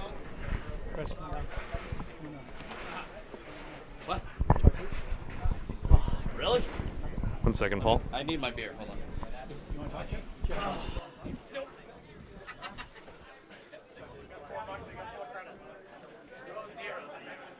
And Hey, Chris, what a gutsy win tonight for you guys. It was a grind all night. That was tough. We'll take it. These guys are a tough team, and that's bowling, man. But you had It's a tough remarkable night. finish that for you. Made 2 great tough shots to make it. Without those, you don't win that. You tied the first. You were just remarkable in that first. Although 120 wasn't your highest score, you were remarkable though. Yeah, but if you don't throw the ball like a loser in the second string, You're down like 30, 40. Rallied to cut loose by 11. Then John Boudreau set the table 142. Jeff gets a came back. 149. Jeff gets a 142. Yep, we came back. We battled. It was a good 5. 5 hard-fought Good points. five. Yes. And you get $5 in lemon drops too. Yeah. No, I deserve more like $50 in lemon take drops 50. after that. Your team, obviously, the injuries with Jonathan Boudreau, Eric Pelletier's shoulders. Now you're in mid-season form now, just past the halfway point of the season. What has been clicking for you guys? How do you guys do it year in, year out? You know what? When you bowl with all your friends and you have fun and you gel, that's really what it's all about. You can put numbers on paper all day, but if you're not having any fun, it doesn't matter. How do you keep the team loose when you're down, when someone's in a bad string? Your philosophy on team chemistry, how do you get teams focused to reset after a tough string? Because I think, you know what? Every one of these guys knows how good they are. There's nothing you can do about the last ball, the last box. You just got to move forward, and you know what? If you just do what you're supposed to do your job, like Belichick said all those years, we'll be fine. We'll be fine. 5 points to 3, hard-fought victory. How about a 3-letter word? Ow. With 2 W's. Thanks, Chris. Thanks so much. It's a great and unbelievable game at Candlepin Bowling. Greg Gouillart wraps up. Don't forget the Riverwalk Lanes, Amesbury Ropes tomorrow conclude 1 and 4 p.m. Greg. thank you very much, Paul. A lot of bowlers over their average, in fact, right here. So just taking a look over here, Lapierre was over his average. Poulin was just about there. MacDonald was over his average. Yes, Mallahan very much over his average. Gill, actually, everyone on Academy 3 was over their average, in fact. And so was Surette, Boudreau, Barber. Did everyone bowl over their average, in fact? Pelletier had a tough night there, but 9 out of 10 bowlers over their average. I didn't mean to cast shade there. I just wanted to show you just how much everyone was bowling at such a great level. And just like that, Exeter Lanes just shy of 1,800 in this 5-3 thriller. Thank you very much for watching. This has been the Friday Night Pro League presentation from Academy Lanes here in Haverhill, Massachusetts. On behalf of everyone here at Candlepin Bowling Network, my name is Greg Gouillart. On behalf of Paul Grant, of course, as well. We really appreciate you watching, and until next time, so long.